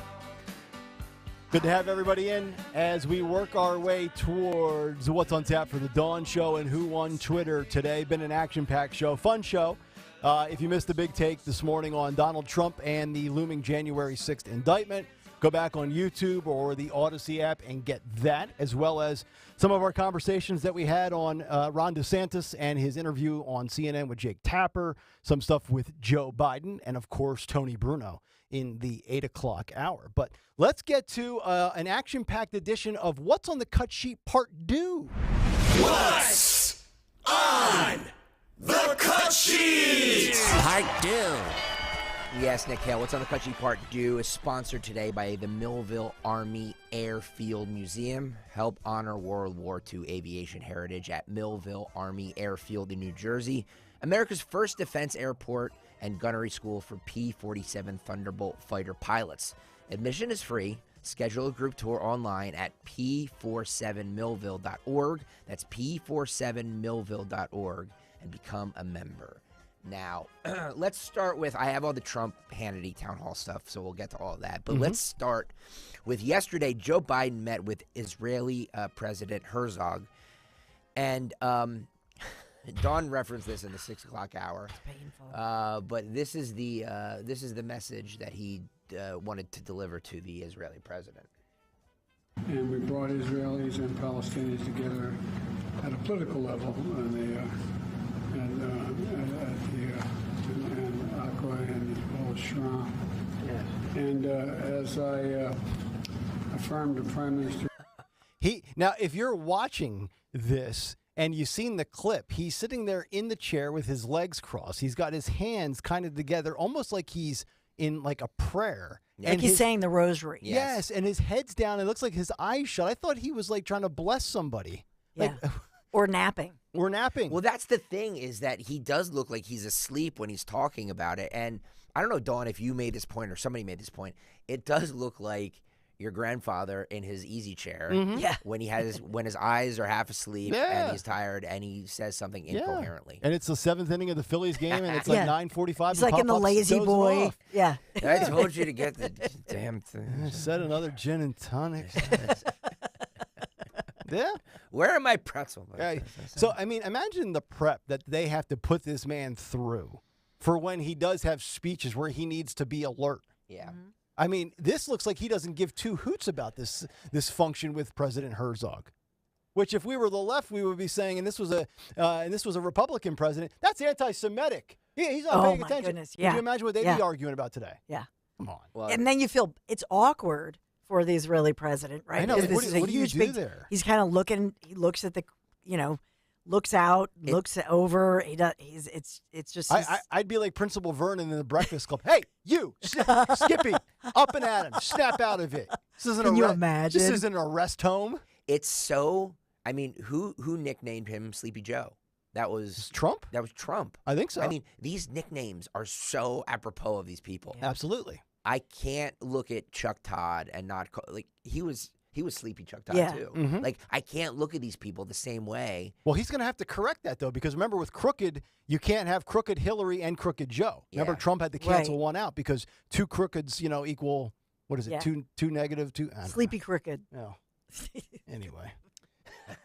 Speaking of anti-Semitism, AOC is part of the squad. There's like 9 members of the Democrats that are skipping the Israelis Israel president address that's coming up, I guess today. Yeah. And she was asked about it, and this is what she said. This is cut 8, Daniel. Will you attend this address tomorrow? I will not be attending. There's currently a crisis of democracy and apartheid. And I think that this is something that has been a consensus among human rights organizations. So you've got her, and I'm assuming the other squad member, Ilhan Omar, probably skipping this. And she also had a doozy of a tweet talking about global warming and record temperatures on Earth. Yeah, she said something about it's the hottest the Earth has been in 120,000 years. Yeah, she got fact-checked. Can you imagine? Can you imagine? You know, it's interesting how the squad Dems, that little faction, they all talk about equality and they love to play the racism card. Yet, so many times, their actions, especially Omar, and I know we're talking about AOC here, but they come off racist. Yeah. What are you doing with the Zioli head? So I'm going to see if I can do this. I'm going to put this on the, for the people watching right now on YouTube, youtube.com/@1210WPHT. How does that look? There we go. Yeah, it covers you up completely. Yeah, so I'm going to put Rich. Zioli's head is taking up the middle screen. I'm going to put Rich's head on my screen. So it's like Rich is doing what's on the cut sheet part 2. Yeah. So. Actually, while you're doing this, put the bag on your head and then keep Zioli Hey, in listen front of here, you. pal. Listen. Poor Rich. He's the stalker blocker. Don't worry. If you tuned in for the Trump Hannity stuff, I have it. But just let me get through everything else here. John Kirby, the National Security Council coordinator and spokesman, John Kirby, admitted that UFOs and UAPs are beginning to cause problems for the U.S. Air Force. During the Monday White House press briefing, Kirby was asked by News Nation's Blake Berman if increased sightings of unexplained flying objects are a legitimate issue for the administration. The question at Monday's briefing comes as the U.S. Senate is preparing to consider a bipartisan bill promoted by Majority Leader Chuck Schumer that will mandate disclosure of previously unreleased government UFO documents. How about that? Yeah. Very interesting. So okay. This is what Kirby said when asked about this by the News Nation reporter. Is this a legitimate issue? Does the administration believe that getting to the bottom of these sightings in the air, is it a real concern? Is it a real legitimate issue as you see it? Yeah. I mean, we wouldn't have stood up an organization at the Pentagon to analyze and try to collect and coordinate the way these sightings are reported if we didn't take it seriously. Of course we do. I mean, some of these phenomena we know have already had an impact on our training ranges. For when pilots are out trying to do training in the air and they see these things, they're not sure what they are, and it can have an impact on their ability to perfect their skills. So it already had an impact here, and we just want to better understand it. Now, we're not saying what they are or what they're not. We're saying that there's something our pilots are seeing. We're saying it has had an effect on some of our training operations, and so we want to get to the bottom of it. We want to understand it better. So, yes. Wow. I guess the aliens didn't get the memo that, the United States is a hellhole lately these days, and they keep coming back. It's amazing. I'm trying to get out of this country, and they're coming in. Yeah. So are we all of the belief that UFOs are legit? Well, I just think it's interesting that, all of a sudden there's all this legislation, and all of a sudden there's all these people coming out and saying, yeah, look, I don't know what I'm seeing. Mm-hmm. Well, I mean, it's not a coincidence. The Las Vegas body cam footage of that cop was very interesting. Yeah. And we played you that, the audio and the video. So yep. I might be wrong on this one, too. It's just, look, either these things exist, the government knows it, and they don't say it because they don't want us to freak out and cause mass hysteria, or they don't really exist, which is my kind of belief, because here's my thought is, and I've said this before. So you're telling me we can find Bin Laden, we can get Saddam, but we can't. By the way, we can't find out whose cocaine it was in the White House, which is another mystery, an unidentified flying snortable object. But so we can't track down UFOs. We can't find a Bigfoot. Come on. Yeah. Come on. Stop. So you're not buying it? I'm open to the idea that it could be real as we move along here. Mr. Kirby's starting to. Sometimes I'm late to the party. Yeah. Okay. Dawn, by the way, since we're in the promotion business here, yes, with the coffee cup that you're having, just turn it around so we can see the Odyssey logo. Thank you very much. Now, we don't want to see what's your one thing, Dawn. We just want to see Odyssey on the mug. Well, see, product. I have to hold it with a left placement. hand. Oh. So this was. Are you right-handed? Yes. Okay. You're doing like a little, you got a little Dana Perino thing going on with the coffee mug today. Yeah, she's been known to like always hold her coffee mug as she gives her take on the 5. I love her. I pick up on these weird things, these idiosyncrasies or syncrasies. I'm putting Rich on my lap here. Yeah. Well, Rich, he's a little bit lighter. He lost 18 feet of colon or small intestine or whatever he lost. Rich's head is on my lap. Which is a callback to Tony Bruno. It's funny because it's a big Dawn head. went down. It's funny because it's a big head. It's bigger than your normal size head. It's a big head. Check it out. Trump had a town hall last night in Iowa with Sean Hannity. By the way, it was reported that it was live. It was not live. It was taped. Okay. It was a taped thing. He was asked about, this is an interesting take. They're talking about, Hannity asked him about early voting and making Election Day a holiday. Mm-hmm. And they're in agreement that there should be early voting and it should be a holiday, which I think breaks from a lot of what a lot of our listeners think. We need to start having Republicans adopting the other if it's available as a resource, Republicans need to take advantage of it now. Yeah. Or you're going to keep losing. Well, let's listen to the clip and you guys can react to what they're saying. In the past, I think it's been a mistake. I'm like you. I think we should have paper ballots, same-day voting, make Election Day a national holiday, and have partisan observers in every precinct watching the voting and then watching the vote counting. And when the polls close, declare a winner, game over. Right. But that's not the system we have. Republicans have been reluctant and resistant towards early voting, mail-in voting, and they've also been resistant towards legal ballot harvesting, which Democrats have mastered, which is why they can hide in their basement, run hundreds of millions of dollars in ads, and never answer a press question or shake a hand or kiss a baby or do a town hall. My question is, do you now encourage and embrace early and voting by mail, and legal ballot harvesting? I do, but I also have to say something else, because the one thing a lot of people, but this is important, including you, don't talk about, they also create phony ballots. And that's a real problem. That's my opinion. But they create a lot of phony ballots. Has your mind shifted? In other words, I think if Republicans start out Election Day down 200, 300, 500,000 votes, that becomes nearly impossible to catch up with. For some reason, Republicans always wanted to go out on Tuesday and they wanted to vote. And I respect that. I think it's great. And it would be great if we could get back to one day and all the things that you said with one thing else. I agree with you. With voter ID. With voter ID. Mm-hmm. Because the Democrats don't want signature verification. How about this? They don't want voter ID because they want to cheat. They want to cheat. They don't want voter ID. Even the Democrats, regular Democrat people want voter ID, but the leaders don't because they can't cheat. The one thing we have to be very careful of is phony ballots. Everything you say is great, but they create ballots. That's my opinion, and that's the opinion of a lot of people. Will you encourage your voters, based on the system we have, to go along with the system of early voting and voting by mail? Because I think if you don't, it's a big mistake. No. I will, but those ballots get lost also, Sean. They send them in and all of a sudden they're gone. Those ballots get lost also. The answer is I will because you would like it. But you know what? Can I be honest? For me. Okay. But I got to take a break. But Sean, a lot of bad things happen to those ballots also. They're sent in early and all of a sudden, where are they? Adapt or perish. Evolve. You have to. Look, I like the old school idea myself, and I love the voter ID conversation.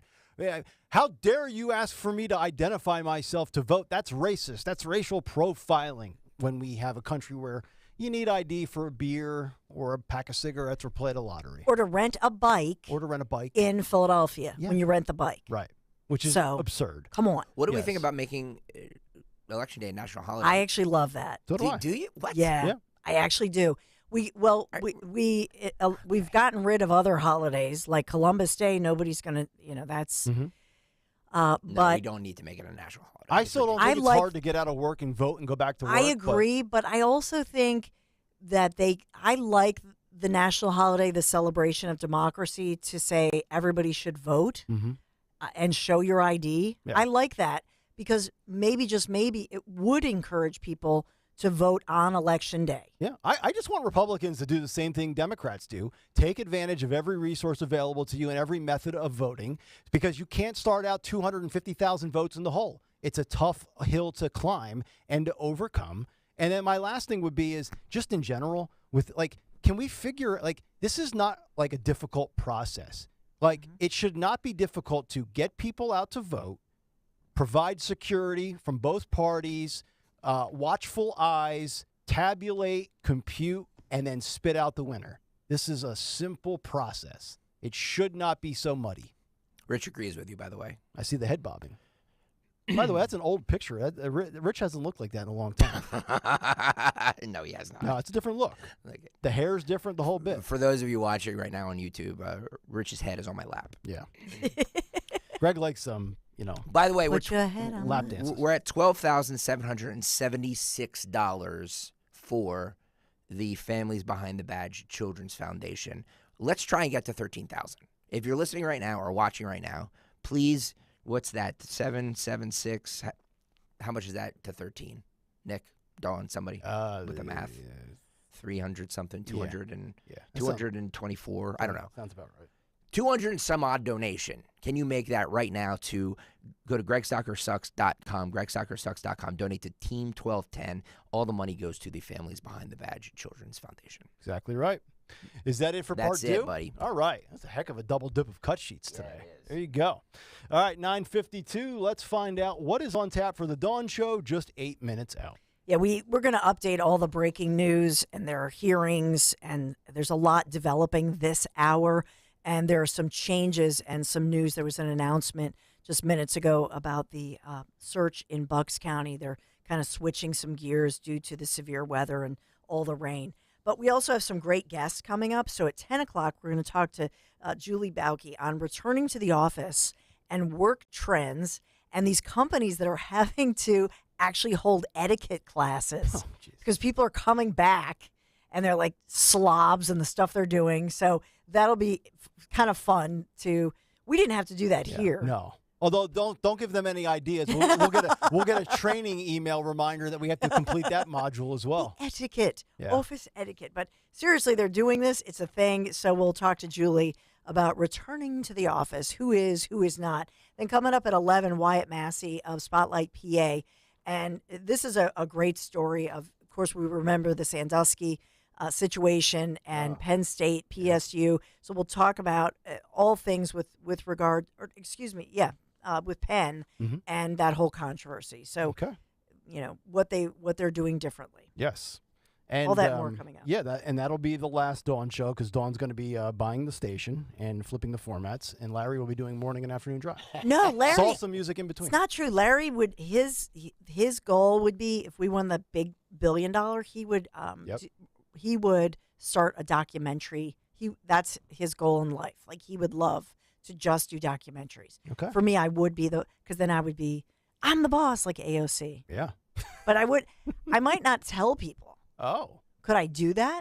Could say, like, we've been bought by a secret owner. Who is it? Right. Because I would just want to keep working. 1210. I love my job. I'm the boss. 1210 the Larry. Exactly right. All right, that will wrap it up as we find out who won Twitter today. Who won Twitter? Hassan bin Sober wins Twitter. He says LBI is where Klan members go. Oh, my God. Oh, my. Jeez. That is not right. Oh. Hassan bin Sober, how dare you? Oh. For those of you that are just tuning in, we discussed if LBI is a North Jersey or South Jersey or Philadelphia or New York Beach. Well, that explains why he likes putting the bag over his head. He just couldn't find the sheet. I was going to go there, but it's 9:54 and I want to get in traffic.